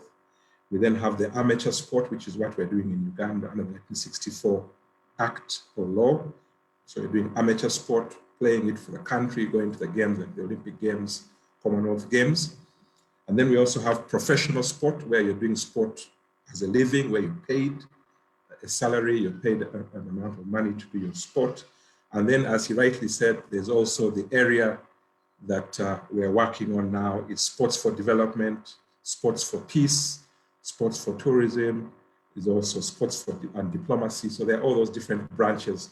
And I think, as Mr. Birundi said, he gives us a very broad, nice canopy of what sport can do and is doing. I think also in the area of governance, I would have loved to see Mr. Birundi talk about the media. The media is a very important actor in that whole governance architecture that he very elaborately talked about. The questions of NGOs, Mr. Katende comes from that space. NGOs are increasingly getting into the sports space, and therefore I think they need to be embedded in the governance architecture, if you wish. And then there's a very important system, which we call the regional and international system, that is part of this whole governance area.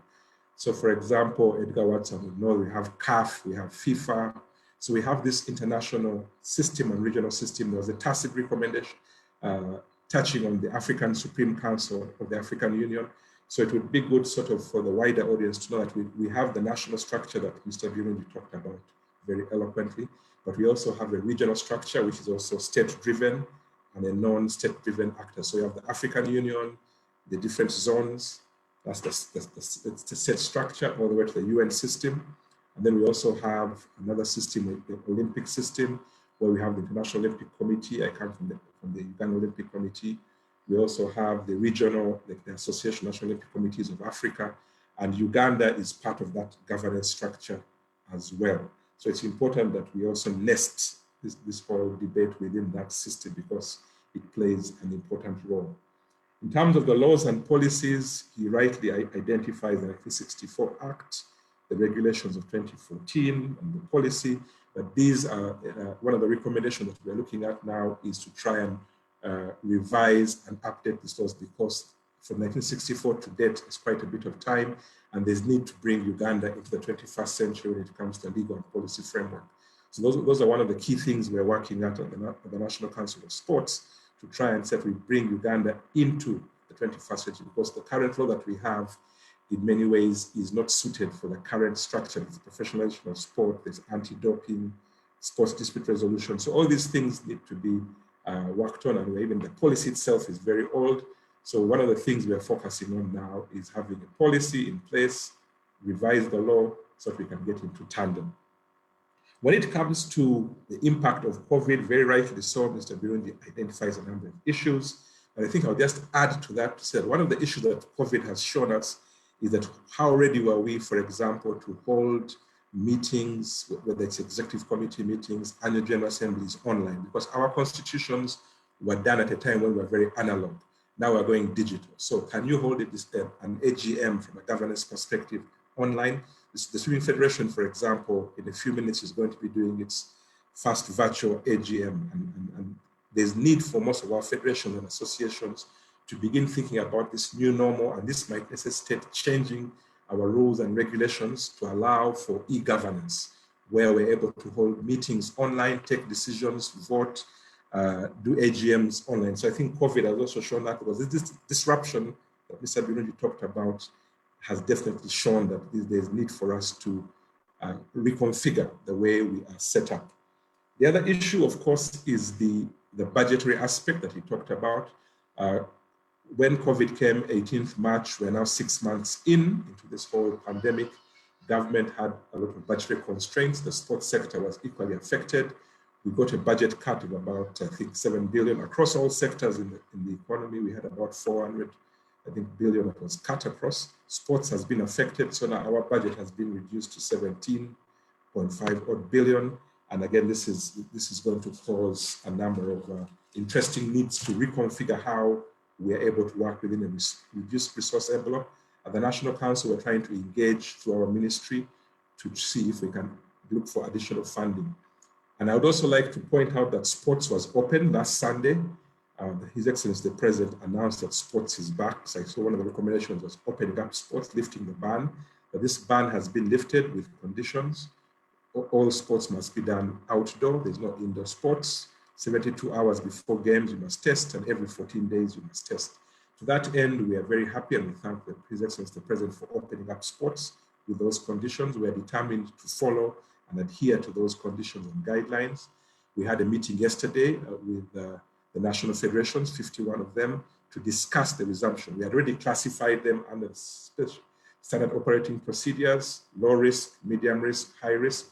So we had a very interesting discussion.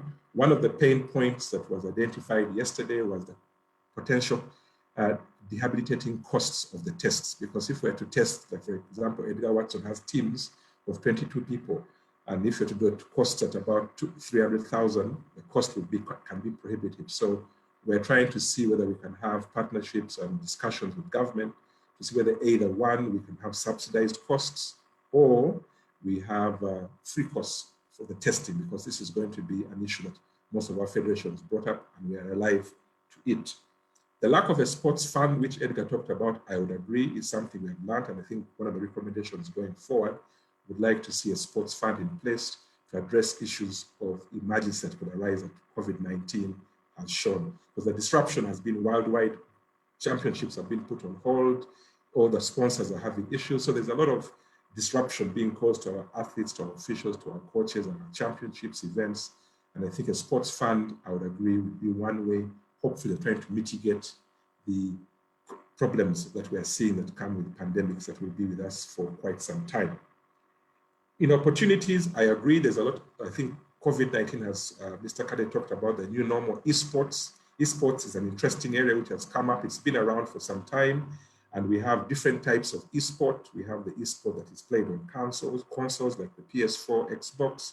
We have the games driven by PCs on computers. We also have those on mobile phones and virtual reality. So Uganda, we have roughly about 5,000 to 8,000 gamers already doing a lot of gaming, as Mr. Katende said. And I think going forward, we're going to see how we can have regulations, because right now we don't have regulations for esport. They are playing, but we need to get into tandem to have regulations to govern esport in Uganda, as it's a growing sport. But again, we have to have a healthy balance between esport and the regular sports, because esports has one of these issues of being sedentary. You talked about non-communicable diseases, which is definitely an issue. So, Gabriel, those are some of the quick things I'll be responding to the very important think piece, which I find very educative. And I really look forward to the recommendations coming out of this very important webinar to inform the policy, because going forward, I want just like touch on 5 quick things, which I think together we can work on with people like you at the think tank, Castle Agency, because there are very many areas which we could talk about sports for the whole day, but I'm going to pick 5. 1, I think we need to focus on governance. Governance is critical. It's the anchor of all these federations. So I think focusing on having deeper, I know you're doing a lot of strategic leadership, but governance and leadership is an area where we would like, I saw in this piece there was a tacit reference to issues of governance and governance challenges, the reputational risks that we have with sports. So governance, I think, is an area that I would like to put out there for us to engage in, and we're trying to do this at National Council. At the Olympic Committee, this has been one of our main areas. We've been doing a lot of capacity building. We've trained over 1,600 sports administrators in various courses, from diplomas, masters, certificates. And we believe that once we have empowered administrators, it would help. But governance is one issue. The other area that we need also to focus, which didn't come out here, was the area of anti-doping. Anti-doping is a very big area. There's lack of awareness of anti-doping. A lot of our athletes now are winning. You rightly talked about what Joshua is doing, what Halima did yesterday, what Jacob is doing, what others are doing in the boxing, swimming. As we become more and more of a powerhouse in sports, there's also going to be a heightened interest in our athletes. So we need to ensure that we have a robust anti-doping awareness program, which we're working on at the National Anti-Doping Agency, awareness programs on doping. We have a new WADA code, that's a World Anti-Doping Code, coming into force in January, and Uganda is a signatory to this. So anti-doping is an area. You talked about science, nutrition, and research to inform sports is very important. Building partnerships, and that's why I'm very happy to be here. We need to build partnerships with think tanks like you who can generate evidence-based discussions so that we can engage with the politicians, because sports in Uganda is still largely seen as recreational or entertainment. We have recreational, amateur, professional, elite. Then you can go to the new areas of sports for development, sports for peace. But I think we need to begin making a conscious connection between sport and economic development, sport and the National Development Plan. sport and health, sport and education. And these kind of discussions will help us amplify the dividend that can come from sport, sport and tourism. How many people are employed in sport? What is their contribution to the national GDP? So these are the kind of discussions we'd like to be, because we need to take sport from just being seen as purely something you do on the weekend, but it's now becoming a commercial enterprise. So commercialization of sport, another big area. So making a case for sport through these kind of engagements is what we'd also like to put on the table, and conclude by saying we need to also engage more on forging partnerships. And these kind of engagements are very welcome. So at this point, Gabriel, I'll stop there and look forward to engaging with you on a number of the Q&As. And I thank you very much for hosting me. And I hope we look forward to seeing how we can take this conversation further. Thank you very much, Dr. Rukari. I will now call you Don because you've said it several times. Yes, we agree that the titles are there. Exactly. All right. I'd like to actually begin with a question around funding. Because, yes, you pointed out this 17 billion shillings, but it was earlier said that the lion's share of these figures actually goes to two disciplines, football and athletics, which leaves, very little for the rest to share. Is there something that can be done about that? Yes, Gabriel, the issue of funding is a pain point when it comes to sport here, but we must first of all acknowledge that the funding situation for sport in general has improved. 8 years ago, we were receiving about 400 million for the sports sector. This was significantly bumped up to about 25.5 billion in the last financial year, which was very good. Now, due to COVID, it has been cut down to 17, but we're having discussions. And as I said earlier, there's now a slowly but gradual acknowledgement that sport plays an important enabling role within the 17 or 18 sectors under the National Development Plan. So we're having discussions through our minister. We have Honorable Hamson Oboa, who is very active, the main Minister of Sport and Education, the First Lady, Madam Janet Museveni, and even His Excellency the President have begun to realize that sport is not just games, as I was saying earlier. So we're already having discussions to see how we can increase the resource envelope for sport. And that's why I said these kind of engagements, the think piece that Mr. Barungi wrote, very important. We need to have these evidence-based discussions. That when we go to Parliament, when we go to Minister of Finance, we can make arguments for sport. But we need to have the evidence. How many people do we have engaging in sport? What is the economic dividend? If we're to host, I'll give you one example, Gabriel. Uganda hosted through the International Uganda Athletics Federation about 2-3 years ago, the World Cross-Country Championships Junior in Kololo Airstrip.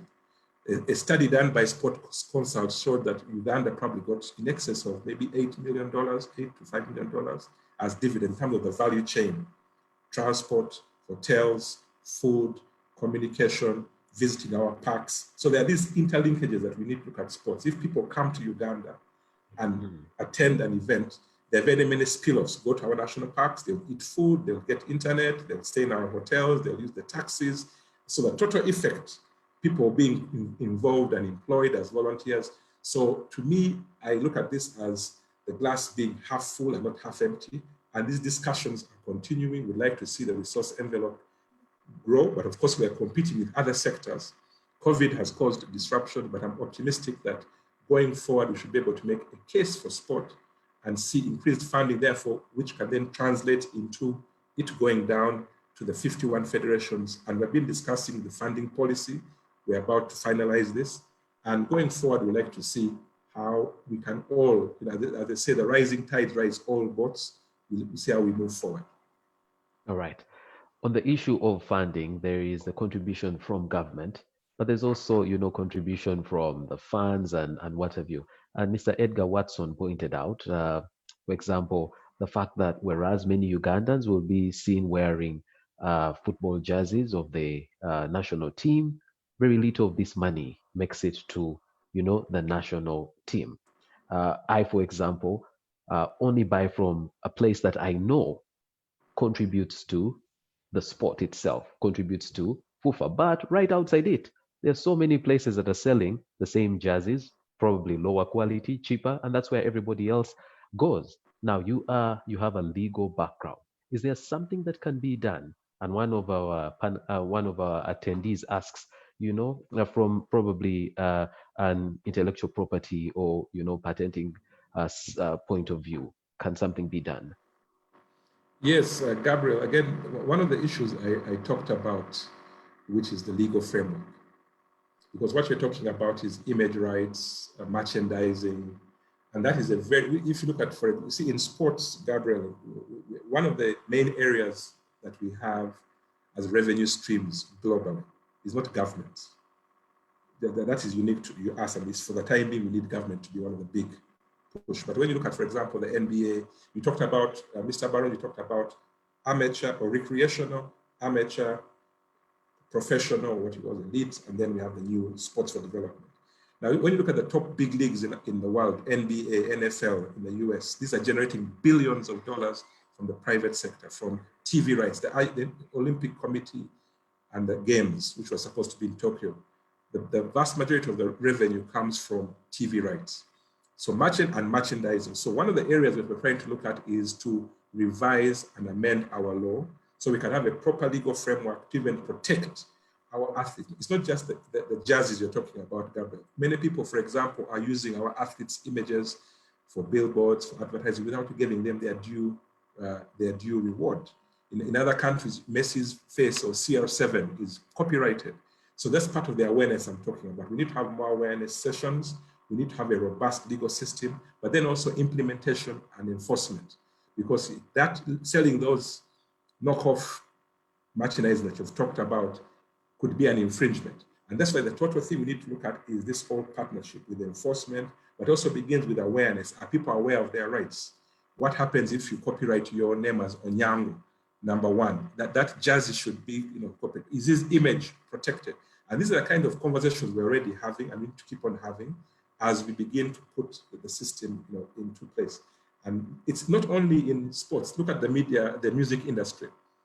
A lot of people, until now, the issue was people's songs could be played on the radio without being paid, but that was an infringement on the copyright because someone has that artistic thing he has done or she has done, but are they getting the dividend? And those are the kind of discussions which we now would like to go as we make sport, and which is already happening, more of a professionally run enterprise.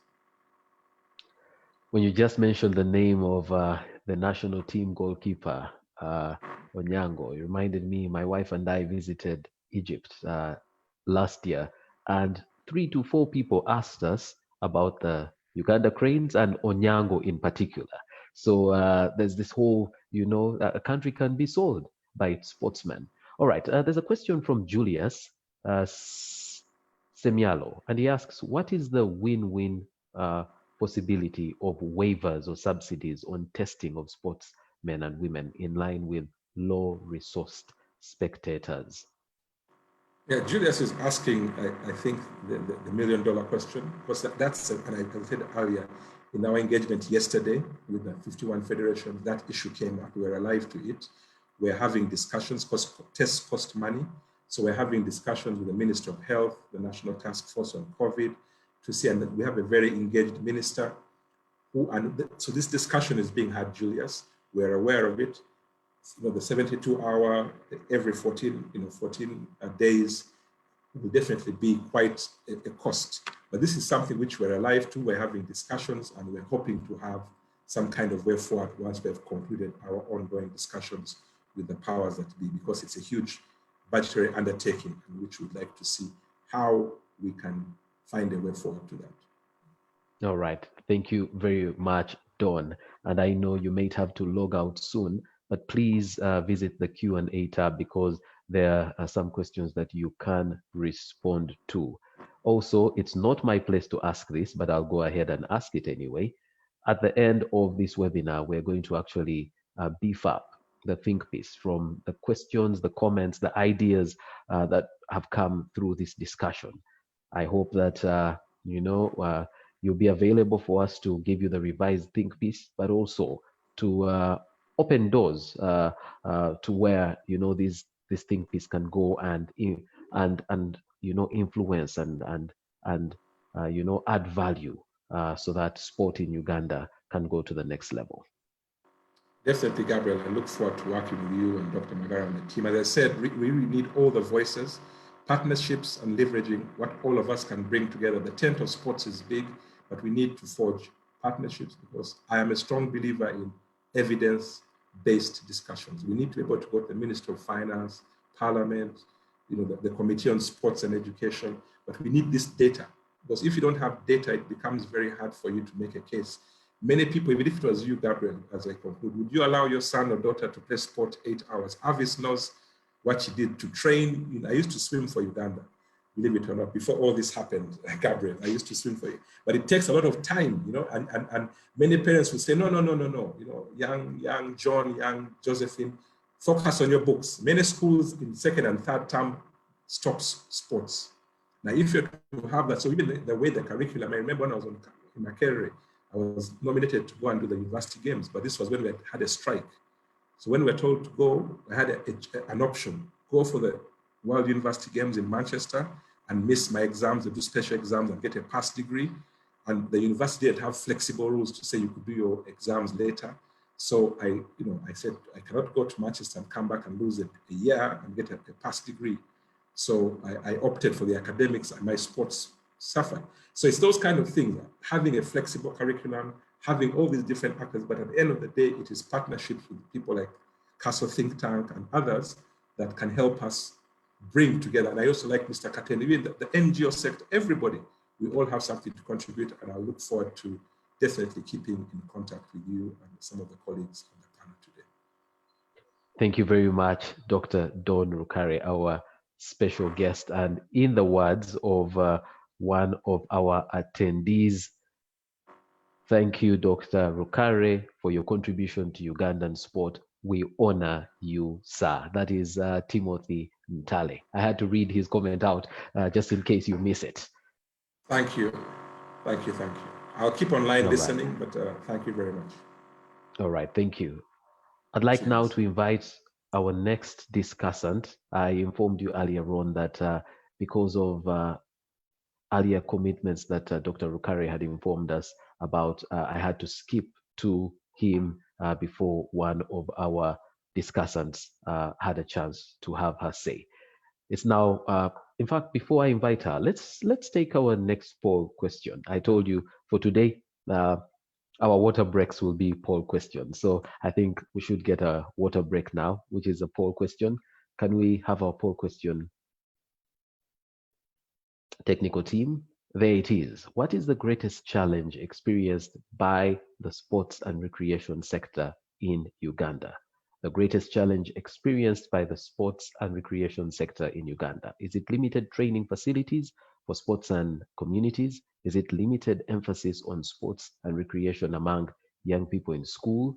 Is it exorbitant costs of sports training, or is it corruption of sports fraternities? Those are the 4 options. Select which for you among these 4 is the greatest challenge experienced by the sports and recreation sector in Uganda. All right, just half of the attendees have been able to vote, so I'll give this 7 more seconds. At the moment, just 6% are saying corruption, and 65% are saying limited training facilities for sports and communities. All right, so 65% are saying limited training facilities for sports and communities. Thank you very much for responding to that poll question. Option 2, limited emphasis on sports and recreation among young people in schools, came in at number 2. All right, I'd like now to invite our next discussant, Ms. Helen Buteme. She is a strength and conditioning coach for Express Football Club, Uganda. She's also director of the Ugandan NGO Rugby Tackling Life and the head coach of the Black Pearls Rugby Club.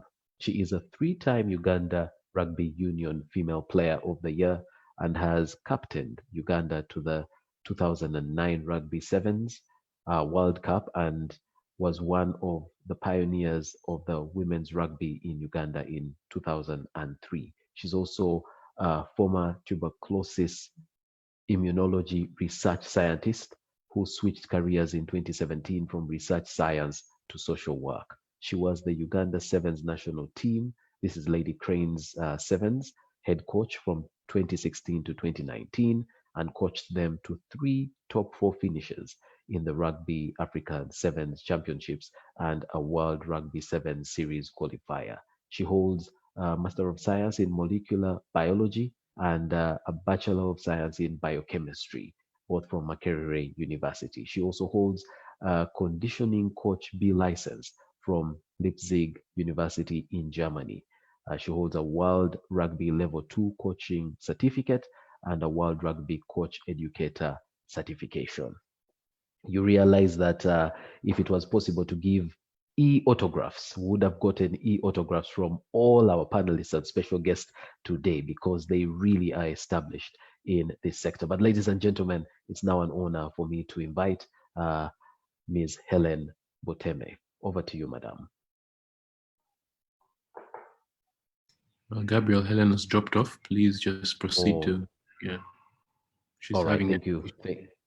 All right, thank you for letting me know. Unfortunately, Helen has dropped off, so we will go to the questions that are coming through our Q&A, and I know that when Helen comes back on, we'll be able to invite her. I'd like to go to Mr. Barungi, who shared the think piece, and to start on the issue of e-sport, because a number of people are asking about it. Could you give some more detail on e-sport?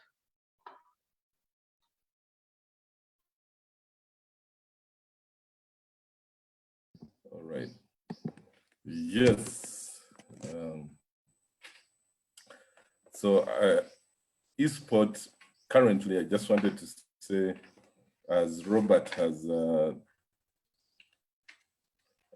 told us about esports, that currently in Uganda, chess is actually one of those organizations that are using esport, and they have really even increased their subscription. There was an article in Monitor that our guest, Dr. Dawn Rukare, also referred us to.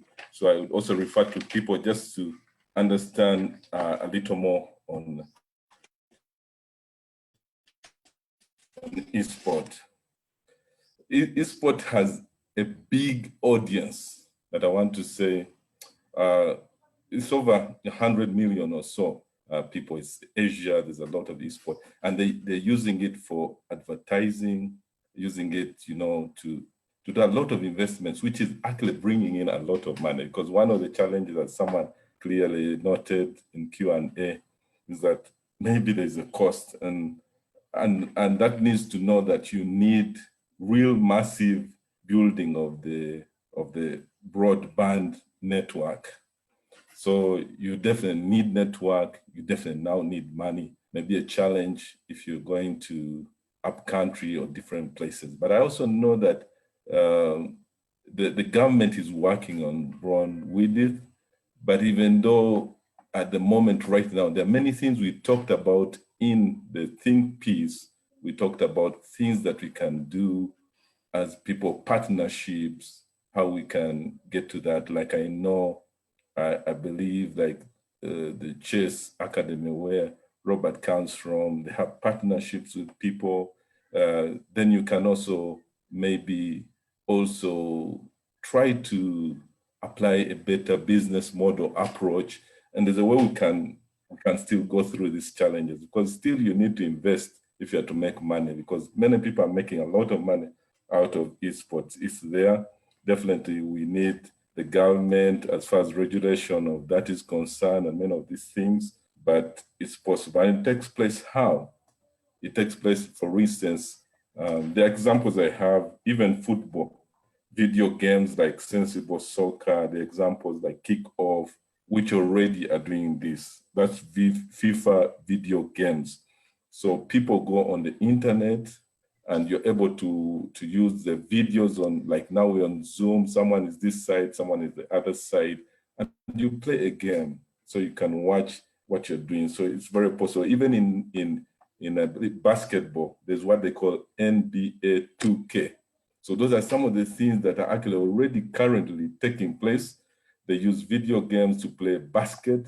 You know, one plays one game and another plays another game. And they are even doing competitions. So these things are happening, and yet people are making a lot of money through esports. So that's one thing that we can engage. All right. Yes. Thank you. I wonder where our fantasy leagues fall, but all right. I've been informed that Helen has gotten back onto the call. We will come back to you, Fred. Helen, I introduced you in absentia, and I left the attendees very eager to hear from you. So right now, I'd just like to hand over to you, Helen. Yeah, thanks, Gabriel. Yeah, I can say this is one of the hazards of going through the technology route when it comes to Uganda. Our internet isn't the best. Yeah, but thank you for having me on here and giving me this opportunity. Yeah, COVID has brought a lot of challenges to the sports industry in Uganda. You could say there have been some benefits. You could look at things in the positive light and the things in the negative light as well. One of the things, though, is the lack of sport which has been happening. But I can say when we look at earlier, we had Fred presenting the think piece, and one of the areas he talked about was physical education in schools. And back in our time, physical education was compulsory, and it was part and parcel of school life in primary and secondary school. However, nowadays, there's not so much physical education going on in schools. Yes, it is on the timetable, but it doesn't actually happen. And when you look at many of the schools, they don't even have fields, or they have to rent fields and that sort of thing. So you find schools opting not to have PE. And nowadays, with the current focus on academics, you have more and more parents also not feeling that physical education is important. Then you also have the extracurricular activities after school. They also feel that's not important enough. And with schools wanting to be in the top 10, top 50, top 100, because they feel that markets the school, then they're also putting aside PE, sports, and extracurricular activities. So what you have is children don't really have time to play anymore. They go to school very early in the morning, they leave school very late, and they've got tons of homework to do. They sleep late, then again, it's waking up early. Those in boarding school, it's early morning preps. And so basically their day is packed with activities, and they don't have time to be kids. Yet, when you look at sports, the best development is from when you're a child, you know. And people tend to think you need to have these really super structured sessions like you'd have for adults, but no, simple things like running around and playing, stuck in the mud, leapfrog, hide and seek, those are all ways for children to develop because they're developing motor abilities, coordination, balance, such things which are important for their development, not just in simple things like walking, sitting, but then that leads for those who are athletically inclined into developing them early enough. So I think something that COVID has brought sort of a positive aspect to is that children now have time to play, you know, since they're no longer waking up early to go to school, staying up late to do homework, they are running outdoors and they're playing. And so that's a positive aspect, you could say. And then also parents are increasingly realizing that the children need an outlet. So you do have some parents who are trying to get the children physically active, because also when they're not physically active, this leads to issues such as obesity and basically health problems, which isn't good. So parents are now trying to get their children more active and beginning to realize the importance of sports. Then something else in governance is when you talk about the Ministry of Education and Sports, I think in order for the sports industry to develop in Uganda, instead of it just being looked at entertainment, it needs a separate ministry, you know. So it's Ministry of Education should be on its own, because a huge bulk of the budget goes to education and very little is left for sports. So we need a separate Ministry of Sports, maybe combining it with recreation, sports and recreation, because you do have a lot of former elite athletes that are leading recreation activities, and you have people who wish to do sports just as a recreation and not go into it super competitively or competitively, but they want to do it to be active. So that's something which needs to be considered if we really want to look at developing sports. Now, when it comes to the impact of COVID itself on the athletes, the previous discussants before me have already said a lot of things which I don't need to again talk about. But something which I've seen as a strength and conditioning coach, and something which I'm well aware about, is there's been a detraining effect, because athletes are no longer able to train the way they should.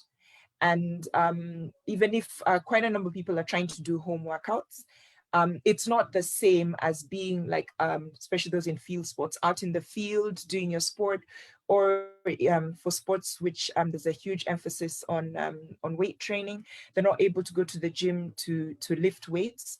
So that has had a negative impact. Then there's also the social aspect of interacting with your teammates as well. So that is an issue. And the impact this detraining effect will have once sports is like, okay, it's been opened up, but there's still SOPs to be sorted out. So once sports actually start actively, we know that federations and unions and associations will want the seasons to kick off as soon as possible. So there's the danger of not giving athletes enough time to recondition their bodies for the demand of the sport.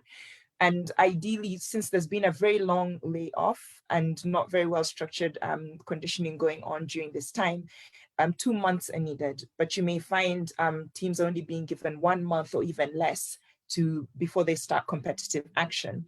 And that will lead to injuries. And of course, once an athlete is injured, it's not just affects the athlete, it affects the team as well. Then of course, there's the additional financial expenses which will be incurred trying to get the athlete to recover. And of course, when it's a key player, like let's say in a team sport, they'll be pushed to continue playing through that injury, which will have negative repercussions in the future. So that's one of the challenges which hadn't been mentioned before, which I thought I should mention. But a benefit that COVID has had is, it's been mentioned before about athletes being able to recover if they're exhausted or if they have had injuries, they have more time for rehabilitation. But I think also this has been the time for athletes to look at their strength and conditioning. So as much as they can't go out to the field, go to the gym, there are things which you can do at home. You can make a makeshift gym using water bottles, filling them up with sand, water, jerry cans, filling them up with sand or water, using your body weight. You can use logs, bricks, heavy implements, just anything, getting creative in order to sort of fashion a gym at home. And another thing is team sports rely heavily on going to a field and a coach telling them what to do. Whereas with individual athletes involved in individual sports, they tend to do a lot of work on their own. So what COVID has done is forced players to do work on their own and push themselves instead of waiting for a coach to push them. I've seen this with my rugby club, Black Pearls, where I've been sending the players programs via WhatsApp, and then the same with Express FC, where I'm the strength and conditioning coach. I send programs via WhatsApp. Players follow the demonstration videos and then send back like what they're doing, and so I'm able to assess and I communicate with them that way. So that has been one way of overcoming this, and so it's sort of helps the players also understand their bodies better and try and understand what they're doing. The challenge with this is not everybody is connected to the internet. Not everybody has WhatsApp, so it can be a bit tricky. One way I found of circumventing this, especially with Black Pearls, is printing out programs and then having them sent to where the players stay and getting them to do that. So COVID has forced us to become a bit creative in how we work with our players, how we reach out with them, and how we conduct our training programs. Something else is that I touched on it a bit before about the focus on academics in schools. It's a challenge because not everybody is academically inclined and not everybody is, let's say, academically bright. Yet you find that they're really good when it comes to sports. And so if we could have a focus on this as well, so that we have less, you could say, failures in our society, and that goes around to making sure that sports, instead of being looked as purely as entertainment, it's looked as a way of people being able to earn an honest living and to develop the sporting industry more, because not only is it a way of people earning a living, but it's a way of marketing Uganda. When we have our athletes out there winning gold medals or winning championships, winning tournaments, Uganda is known. And so this is a way of getting people to travel to Uganda and as a form of tourism, and that brings in money into the country. We have so many athletes around the world traveling to Kenya to train with the Kenyan athletes at their high performance camps. So why can't they do the same if now Uganda is performing really well in sports? They can travel to Uganda to train with our high performance athletes as well. And all this brings money into the country and basically puts Uganda on the map, as well as helps develop the sport within the country. Yes, so there's a lot I can say, but yeah, so just within the time I've been given, I thought those are the areas that I would focus on. And I'm open to any questions. Thank you. Excellent. Thank you very much. And please visit the Q&A. There are some questions there. Yes. Hopefully that high altitude training center can be completed so that we can have people coming and training as our athletes continue to win medals at a very, high global levels. There's something that you mentioned in relation to, starting to train children or when people are still very young. And I take note of the fact that Avis started training swimming at 6 years old. Avis, I'd like to find out from you how exactly that worked for you, and whether you see that model, being taken on in Uganda. Avis, can you hear me?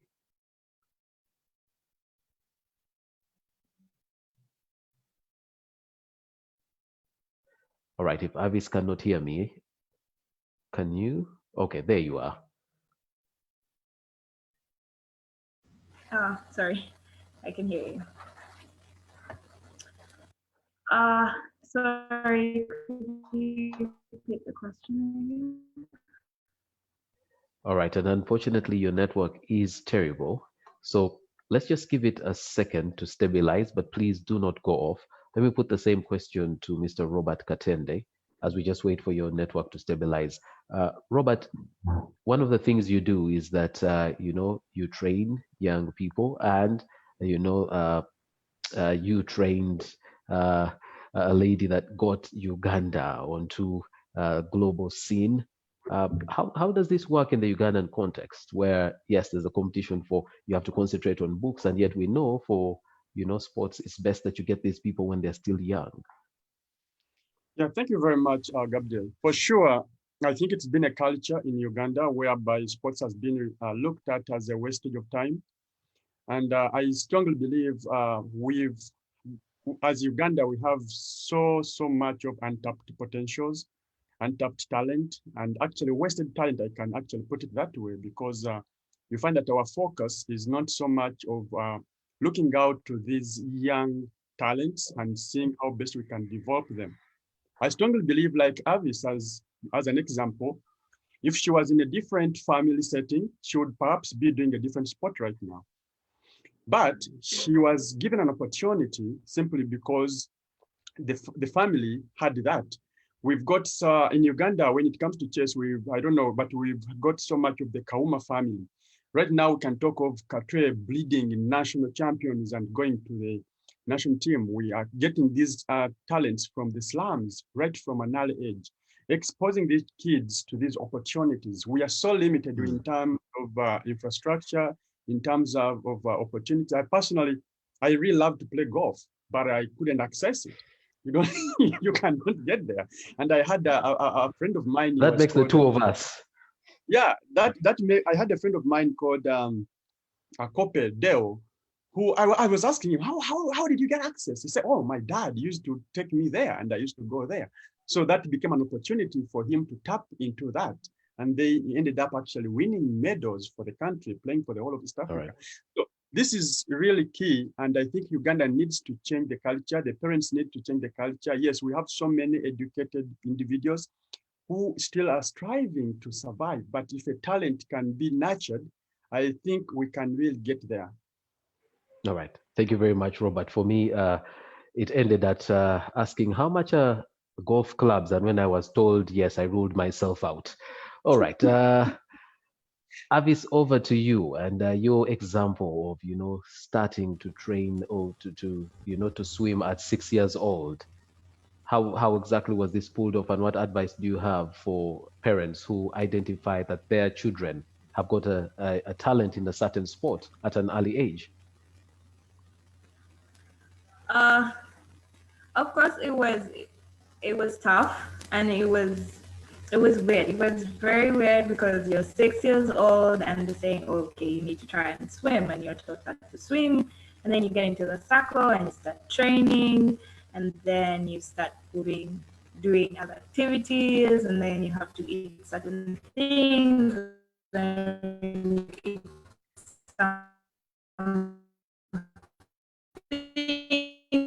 they're like, no, you shouldn't eat that. It's going to make you tired. Between the age of 6 and 10, my parents were a bit more open. So I tried out. I haven't only been doing swimming. I went into athletics. I'm almost till I was 15 years old. And then basketball. I even joined a basketball league. I was really good, and I was like, wow, swimming. So what I would encourage to do is don't only concentrate for kids between the age of 6 and perhaps 12 years old. Don't only concentrate and force them to do one sport. Let them adventure, do all different kinds of sports. It doesn't matter if it's chess or it's doom. And then once they're probably the age between 30 and 70, and then that's when you start encouraging them and pushing them and making them grow and develop in that. Until I was about 16, when I decided, okay. All right. Unfortunately, we have to leave it there because your network. I think it's fine now. Okay. I think it's fine now. Sorry. Yeah, it was not until the age of 15, 16 is when I decided, okay, I will concentrate on swimming because I love swimming.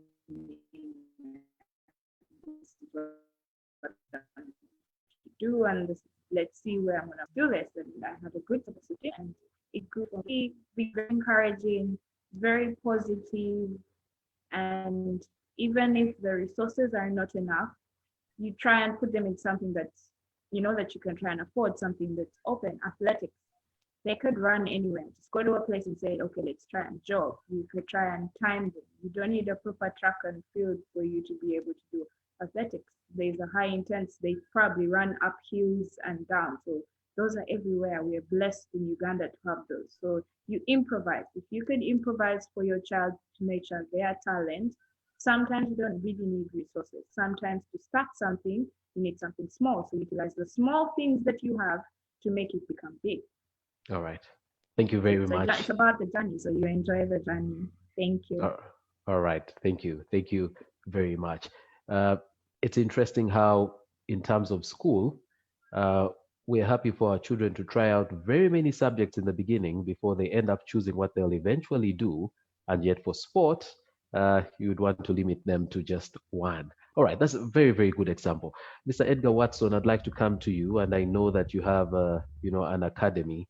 And I'll also point out the example of what we see from many schools. When you're in school, you'll see all kinds of talented people, people that can sprint, people that can, play football and just amaze you. And then all of a sudden, these people just disappear in the ether. You have no idea where they disappear to, where that talent goes. You expect to maybe see them show up on the national team, and that does not happen.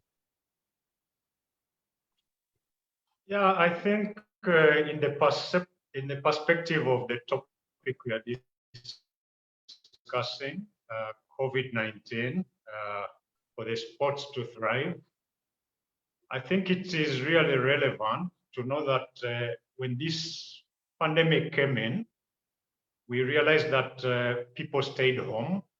And one of the beauty and benefit that came out of it is that parents started realizing that actually children need to do something. And I'm glad to even mention that the parents actually who were at home with their children resorted to sports-related activities. Because, how would you stay at home with your family, with young kids, and then you're all idle, you can't do anything? So in that perception, I think the COVID-19 has helped us change the attitude of some of the parents who didn't see the value of, sports. Because I've seen, for example, for me, my home, my neighbor had to come in and start also joining to do a few, activities in sports, play football around, gather a little bit of the children around and be able to be engaged. Remember, even if you wanted to go to town, the quickest means of getting to town would be to have a bicycle. And, having a bicycle, again, means that you get interested in how the bicycle actually works. And we know we have competitions within the bicycle area. So I think being relevant to the topic, I think it has been a good thing to change the attitude of the parents to make sure these children play. But again, to answer what you're asking, we see so many kids and children and youth in school, of course, involved in so many sports, but then eventually at the end of the day, you don't see them around. I think it's caused by so many factors. It's not only one factor. One would stem from even the sector itself as a sports industry. Look at the conflicts we have. Don has just mentioned we need to do something about governance.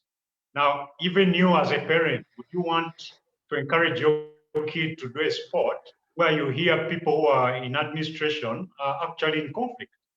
They don't seem to have a direction. So I think Don, when he talks about governance, there's an approach to start and show that the sports sector can be like any other sector that people think is the only way to employ their kids. I've seen in today's contemporary world, most of the youth and the young people think about creating music because maybe they think if you go into music, you'll be popular, you'll have even a pathway through into politics. But this can also happen within football if we put it right as a sector.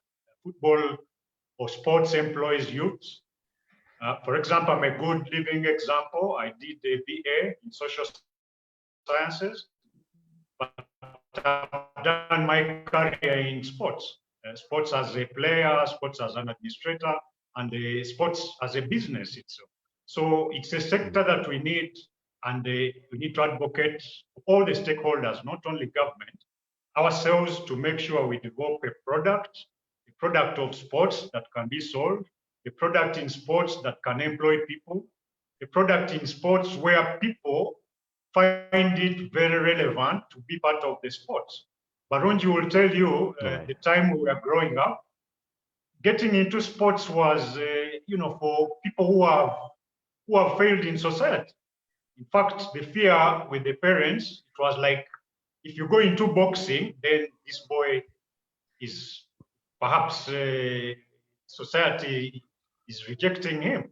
But we know that through boxing, somebody can make a career, invest, even get funds and finance to make a whole career in his life. So I think that is one area. The second is that it's natural. Just maybe to finish up, it's natural, even with the talent. Youth choose. The age that is very vulnerable is between 15, 16, 17. I think this is where now even a multi-talented youth might decide to take a different direction. Not that facilities are not there, but it's not even in German where facilities are, talent gets lost at this level. So there is quite a number of reasons, but maybe for now I can only highlight two of them.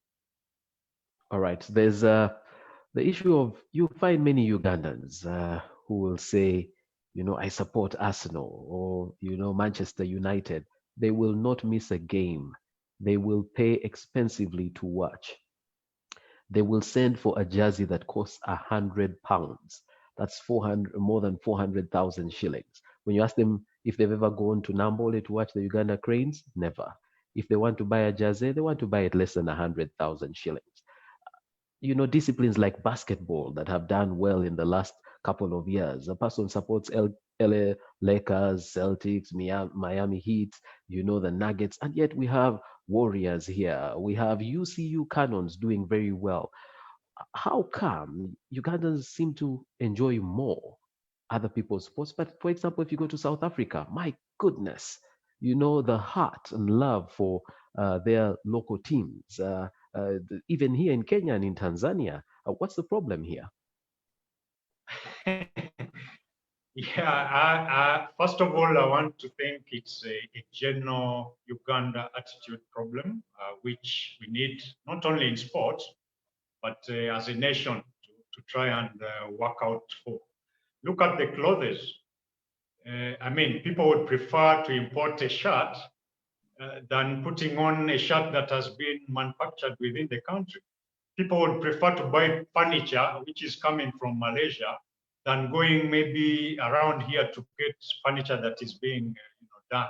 And I think His Excellency the President has at one time also come out to say, can we buy Uganda? Now, of course, that also spills over. Sports is a mirror of society. The attitude that comes in, even with the youth, we tend to think what is out there is actually better than what we have, which I think is a wrong concept. So this also stems into sport. People think the game they would see, maybe the clubs they see out there are actually better. But again, I go back to the point I'm still trying to drive. Why wouldn't people go, for example, to watch Arsenal and Manchester if they hear, for example, our clubs locally are not organized? What comes out in the media, sometimes rightly or wrongly, is that there is a lot of disorder within our clubs.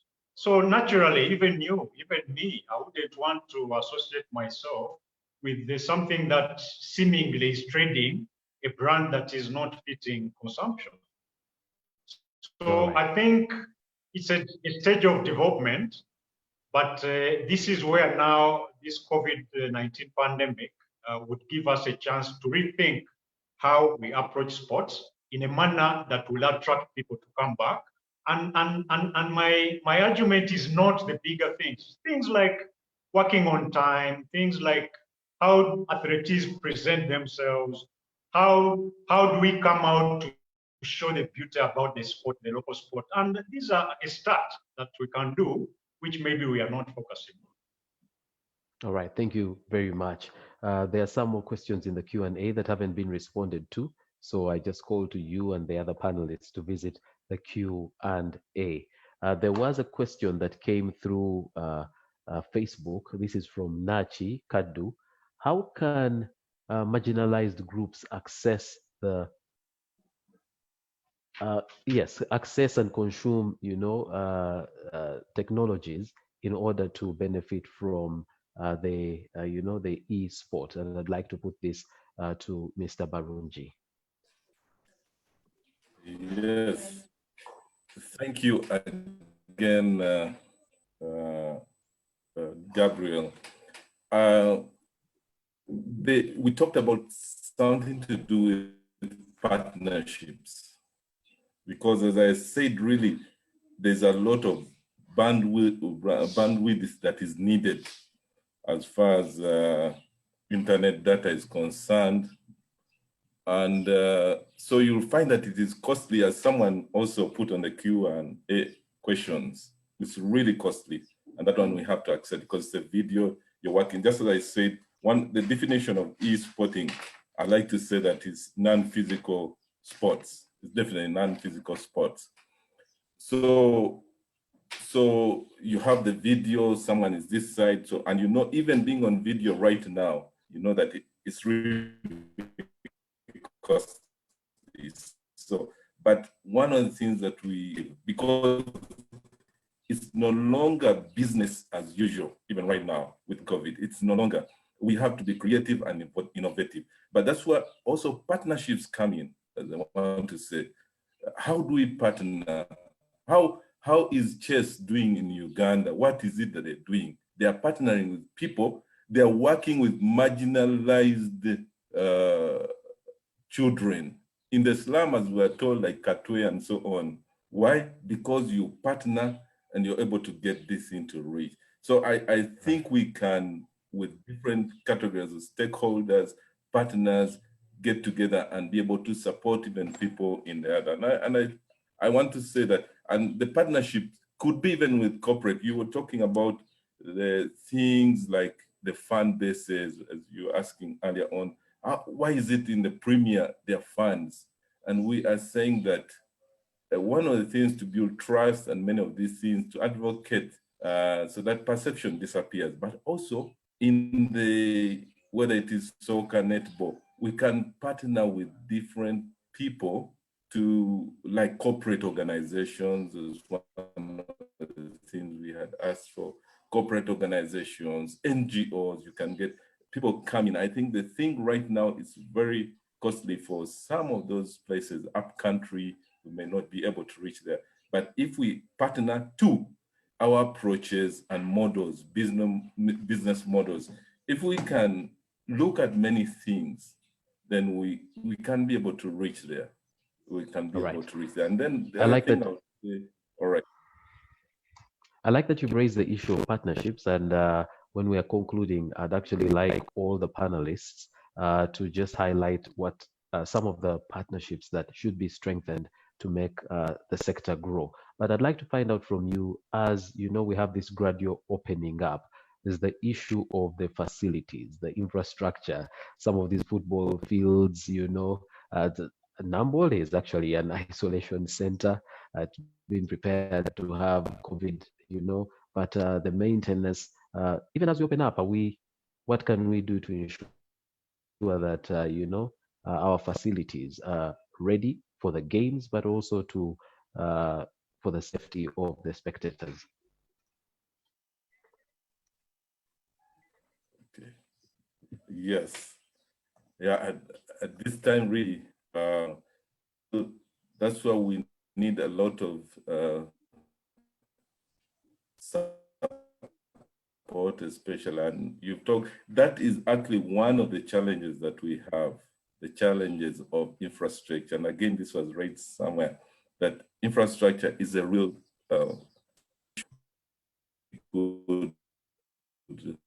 First of all, for facilities, to get infrastructure, or to get places where sports can be done, we wish we could coordinate and work together with government at different places so that the room available for sports to be done.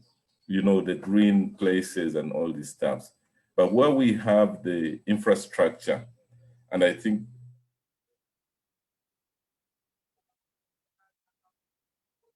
maintainers and all these things.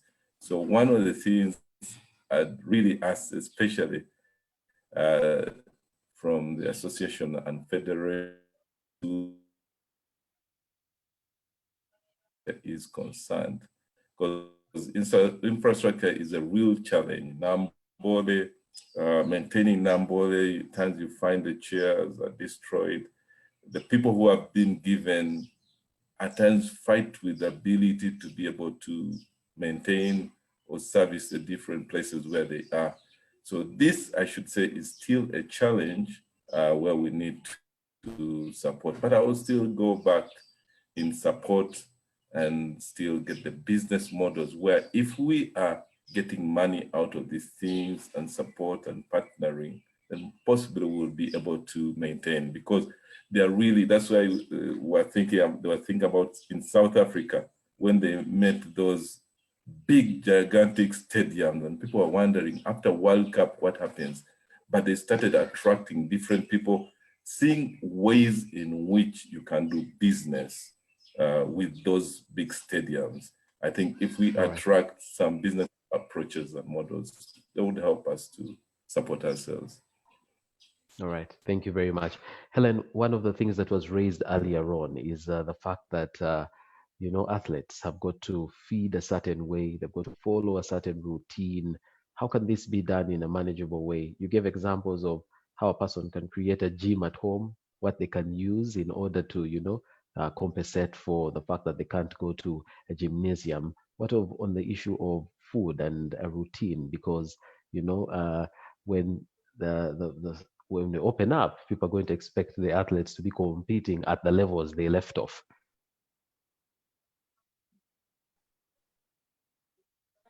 Yeah, one of the things is they're generally poor eating habits in Uganda, and sometimes it's not really lack of food, it's lack of knowledge, and also basically a structured way to eat. When you speak to most people, they don't have breakfast. They say, oh, I just take tea, or they don't take anything at all. And one thing as a sports person is you definitely must start the day with breakfast. Actually, even every growing child needs to start the day with breakfast. You've been sleeping 8 hours through the night. So basically your body has been fasting. So when you wake up in the morning, you need energy to kick off your day. You know, your brain needs nutrients to function properly. So you need to eat. That's the only way you're going to get the fuel that you need. So you need to eat, and basically you need to eat carbohydrates and proteins. Carbohydrates basically give the fuel, because that's what the body breaks down to produce the fuel in order to work. And then our muscles are made out of protein. Yeah, and basically the building blocks of the muscles are protein. So you need to eat protein in order to have something for the muscles to build upon. So first thing is you need to take breakfast, and it doesn't need to be something complicated. Yeah, bread can work. You know, matoke should be avoided by athletes because it's basically water. You know, there's no real nutritional content. Instead, have bananas. You know, groundnuts, roasted groundnuts, excellent source of protein. Simsim, yeah. When the grasshopper season is on, people laugh a lot when I say this, but eat grasshoppers. And I also love grasshoppers, so people think I'm sort of promoting them. But we need to have such things. I mean, there's a like sort of insect industry growing in the so-called developed world because they're discovering that insects have a lot of protein. These are foods which we have in Uganda. So instead of looking down on them, we need to eat them. Fruits out there cost so much, and they don't even have the same nutrients that and vitamins that our fruits have, because most of the time, like Europe gets its fruits from Asia or Africa, so they're harvested before they're ripe, then they're exported, and then they're sprayed with a chemical so that they ripen, so they look really good, but nutritional value, it's not there. We have our fruits here, very cheap. A lot of people have them growing in their back gardens. So mangoes, bananas, watermelon, pineapple, we need to eat such fruit. So have that for breakfast. Lunch is another meal that we need to have, and then supper as well.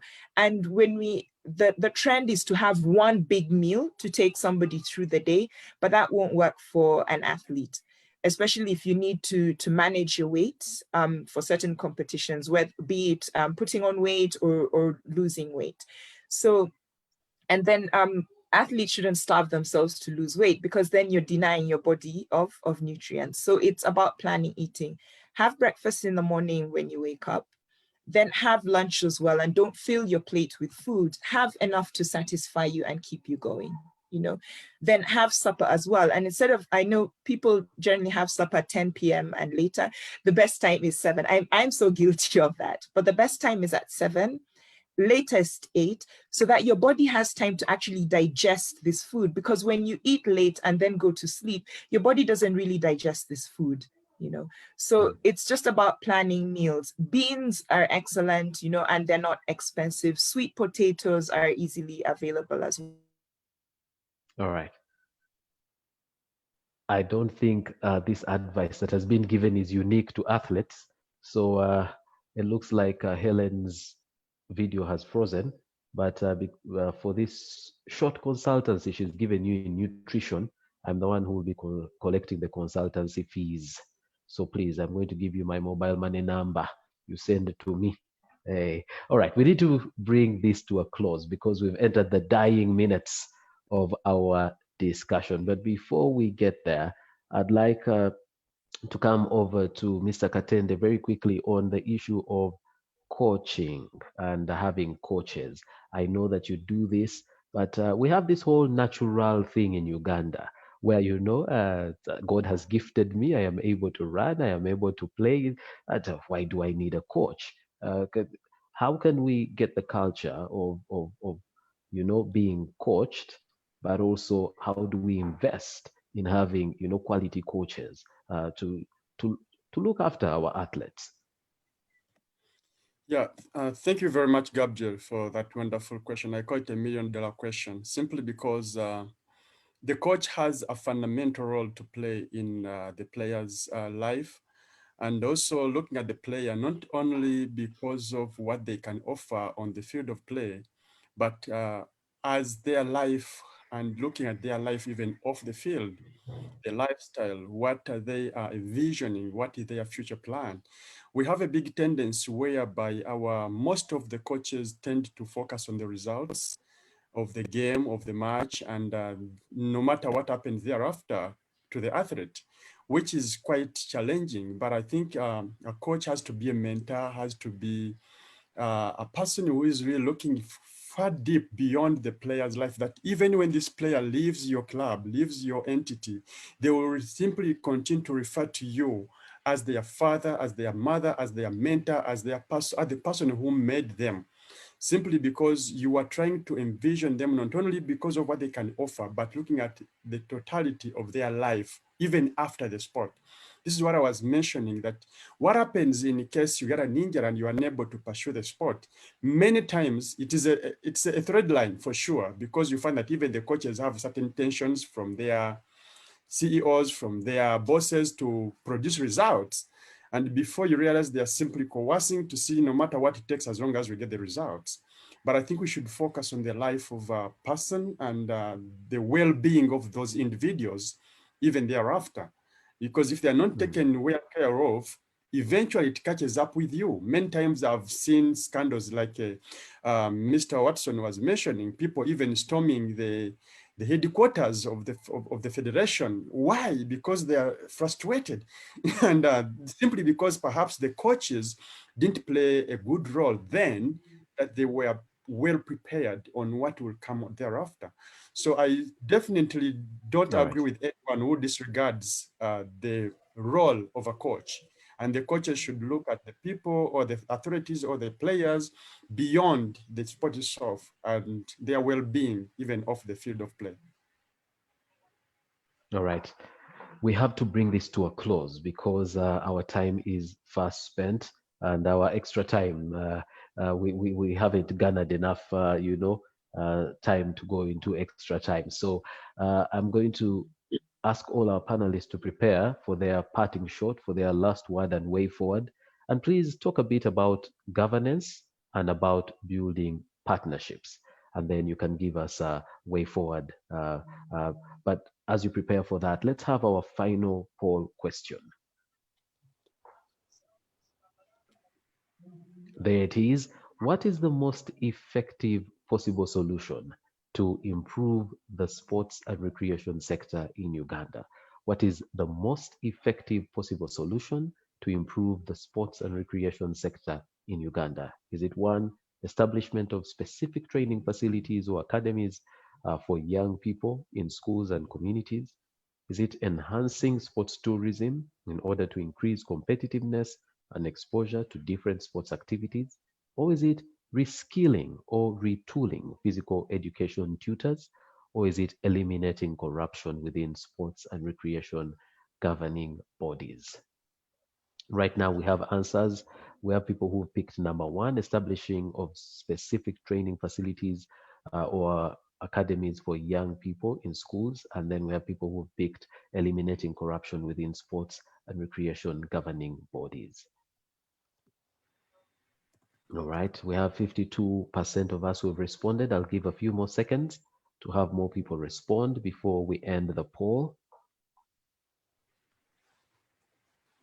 It's amazing that for today's webinar, a majority of us are actually taking the poll, which is very encouraging. Most of the figures have been more than 75% of us actually polling. All right, let's end it there. And the final result that has come in is that majority of us have picked establishment of specific training facilities or academies for young people in schools and communities. That came in at 69%, and at 15% eliminating corruption within sports and recreation governing bodies. Thank you very much. I'd like now to, as we wind this down, I'd like to come to each of our panelists for their parting shot, and I will begin with Avis.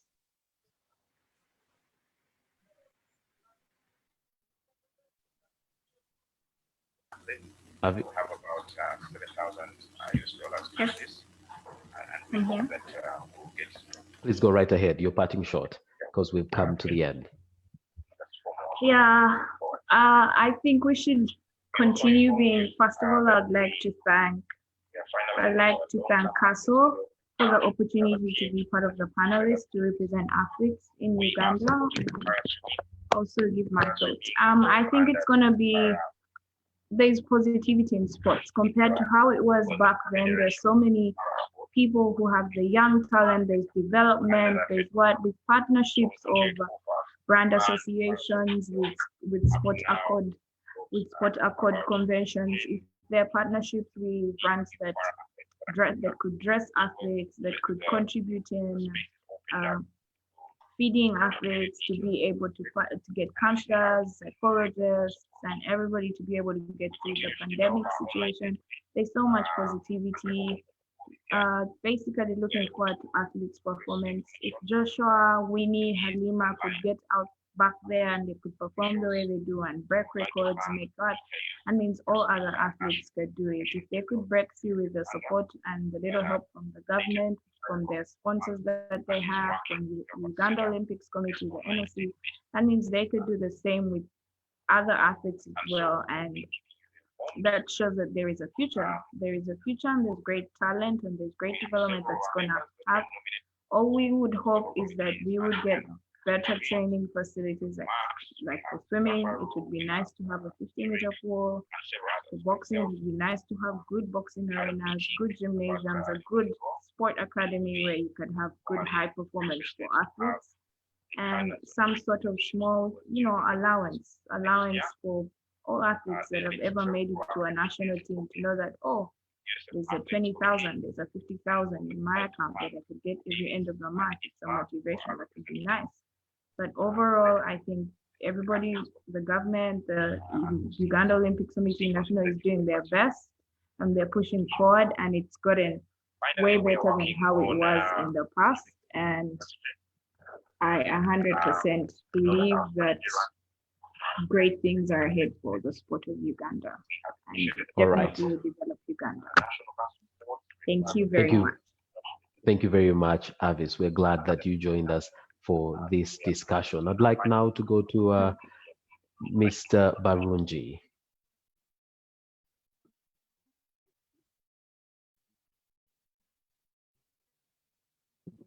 Mr. Barunji? Yes. As far as partnership is concerned, one of the things I want us to really be able to do is to engage the corporate world. But for you to engage the corporate world, you have to change perception. You have to address negative and lukewarm perceptions. There have been some corporate organizations, very big organizations, which have made contracts or agreements with us people in sports. And at times they have lost trust because maybe something has not been, the agreement has been broken. So we need to build trust with the corporate organizations. We need to change perceptions so that corporate people know. And the other thing that needs to happen is for government also to come in and give tax waivers, or even, if possible, to give ground release arrangements for sports in communities to allow some space to be created. Now, when you give these waivers to encourage the corporate or the partners to come in, they will come in. Like now they are encouraging industry, factories, they give them some incentives. So for partnerships to happen, we need to encourage them.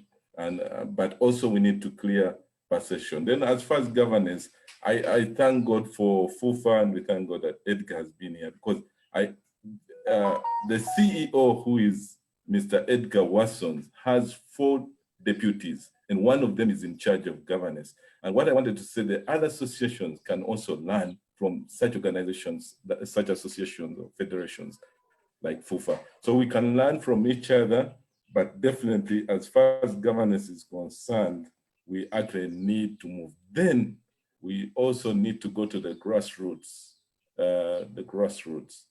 We need to encourage sports right from school at the very beginning, so that the young children have this perception that sports is good. It's not only for people maybe who have failed. So I think we need to do some of those things to take sports. But as I said also, I encourage that we also look forward for esports and start it off in the different federations. But I also won't forget one other thing. A lot of money is being given to football and athletics, and in between them, there is 90%. But what about this, which they call the small associations? I think we need also to promote and encourage and develop the other associations. But that's where the partners would help us to reach out to different people. Thank you so much. There's a lot to say, but let me just stop there. May God bless you. All right. Thank you very much. And maybe Don will touch on that as he gives his concluding remarks, because he has been able to rejoin the webinar. Robert, over to you.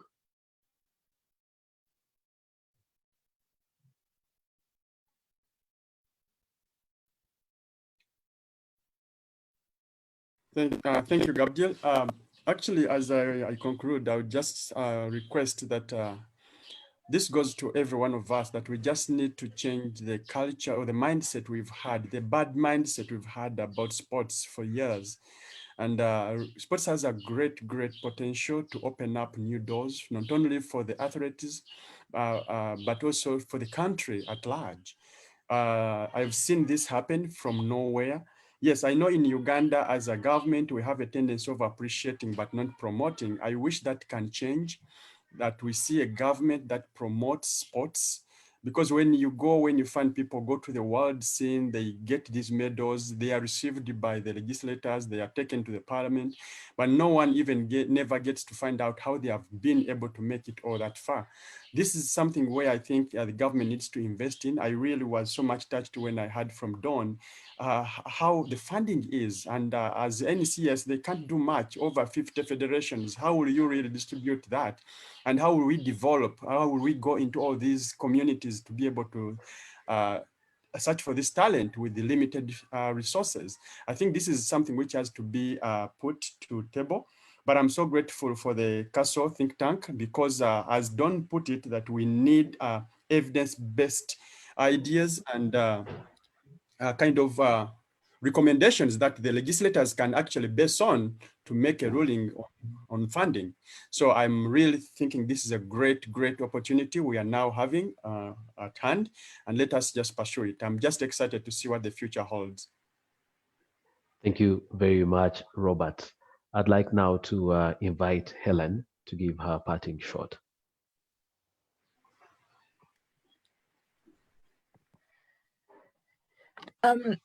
So sports needs to be taken as important part of life.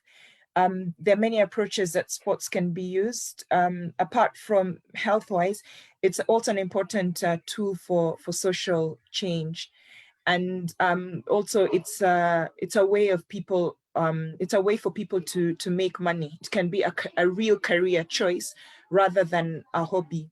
So this is basically, yes, we can talk about government's input, companies' input, but my call is to parents. It starts from you. If you start your children off in sports when they're young, and it doesn't have to be one sport, it can just be running, playing, getting them into football, netball, athletics, just doing something so that they start young, you find they develop better. There's what we call training age in strength and conditioning. So when you have a high training age, it means you started sports when you were young. So it's easier for you to follow structured programs and you know what to do, and you're less likely to do harmful practices that will affect your career. So if we start our children off when we're young, and it's parents who need to do this, it's parents who need to invest in their children's talent. Yes, we can call for the government, but if you don't invest in your child, who will? If you don't instill that love for sports and discipline, because if you're not disciplined as a child, as a sports person, you will be indisciplined as an adult most of the times. So all these things start from young. So my call is to parents. Please understand the value of sports. Don't look down on sports. And if parents make the push, parents force schools to have PE as a serious lesson. Parents force extracurricular activities. They want the school team. If parents push all these, then we will have a strong movement, and then sports will actually grow.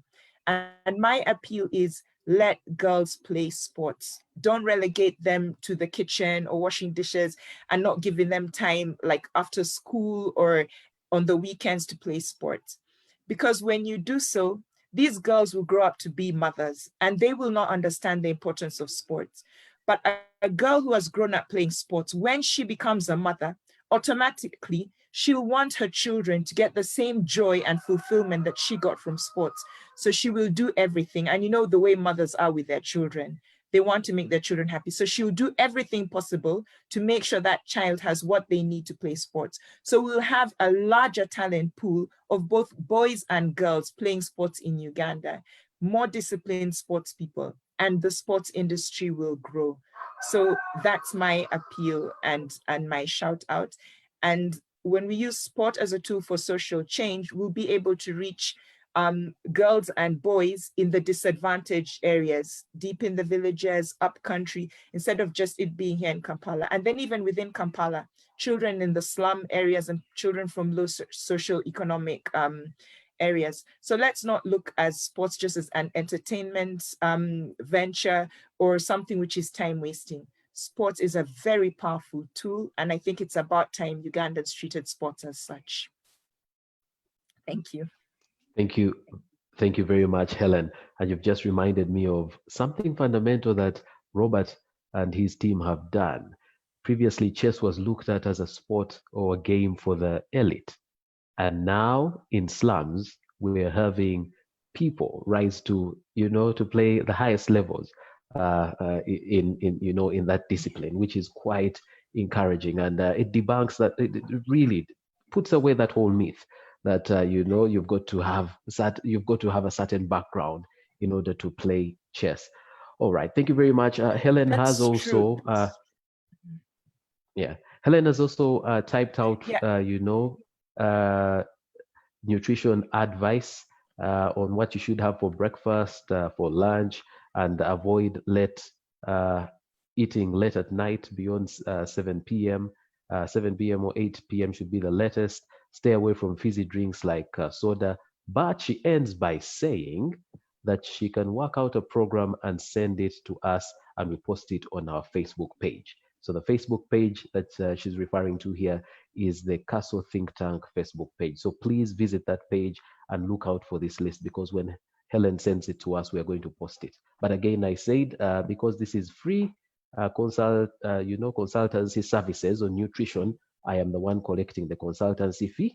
I am going to give my mobile money number. But thank you very much, Helen. Thank you. I'd like now to go to Mr. Edgar Watson. Thank you so much. I would like to thank the Castle Think Tank Group. Thank you so much. This was very, very, very fruitful.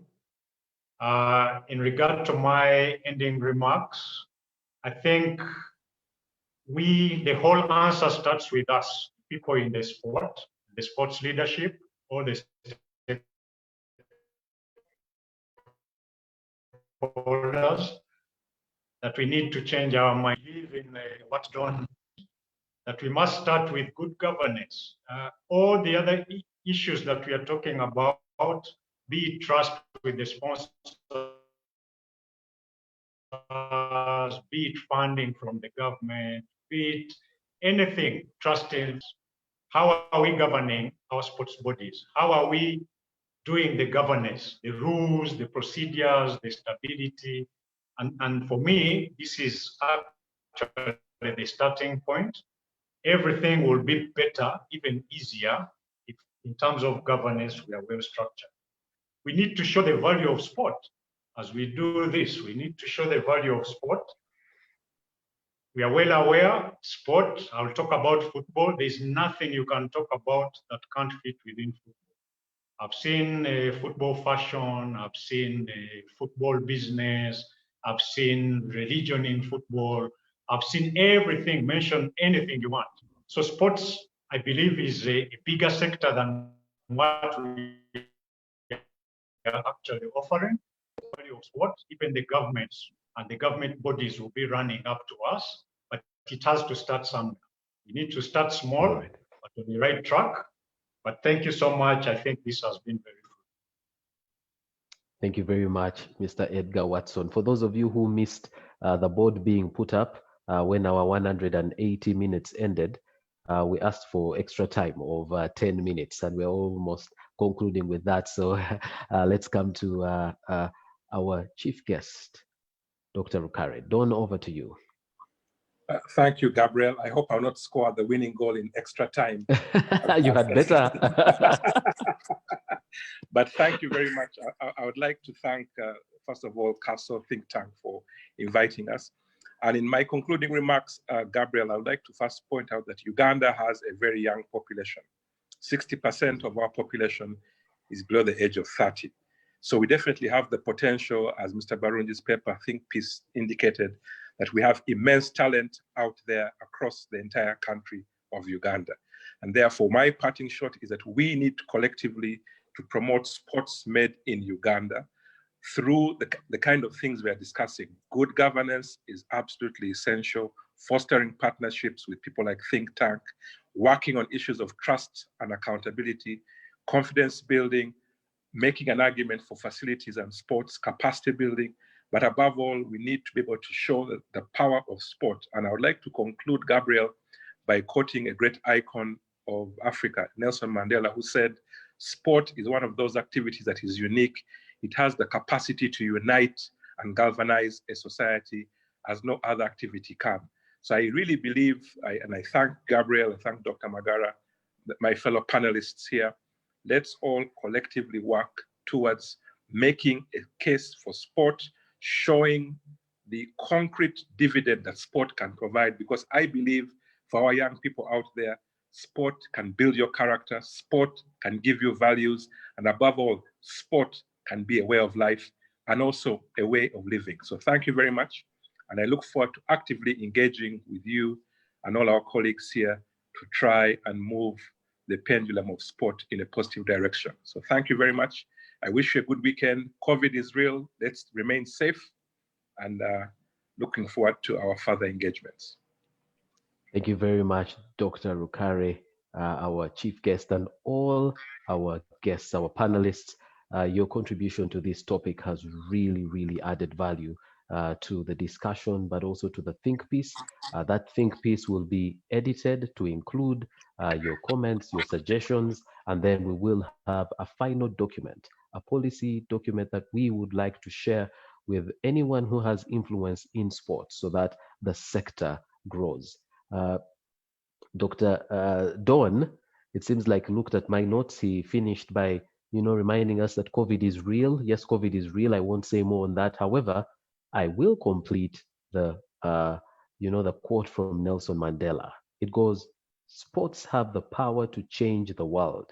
It has the power to inspire, the power to unite people in a way that little else does. It speaks to youth in a language they understand.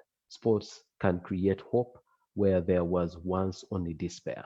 It is more powerful than governments in breaking down racial barriers.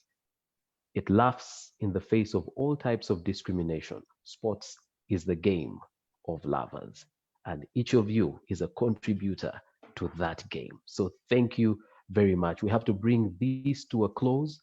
We hope we can continue to engage with you. Please visit the CASO Facebook page for more updates. But this video is actually going to be on the CASO Facebook page. Once we close the video, it will be there for you to look at again. But that also means you can look at all the videos of this 18 webinars we had before this one. Our next webinar is on governance, and we'll be focusing on the public. I believe we'll be focusing on local governments or the public sector. But look out for our pages, and we will be giving you more details on that. I'd like us to end with a word of prayer. Let us pray. Lord, we thank you for your guidance throughout this session. Thank you that you've given us knowledge about sport, and we've even come up with a way forward. We pray that you'll enable us to put these things into action so that the sector will grow for the greater benefit of this nation. I pray that those that are leaders in the sports sphere will be able to learn, will be able to implement these things, and everyone will benefit. Be with everyone that has been a part of this webinar through this day, through the weekend, and the weeks to come. Keep us safe from COVID-19. This we pray through Christ our Lord. Amen. God bless you all. Thank you very much. Until next time, goodbye. Goodbye. Thank you.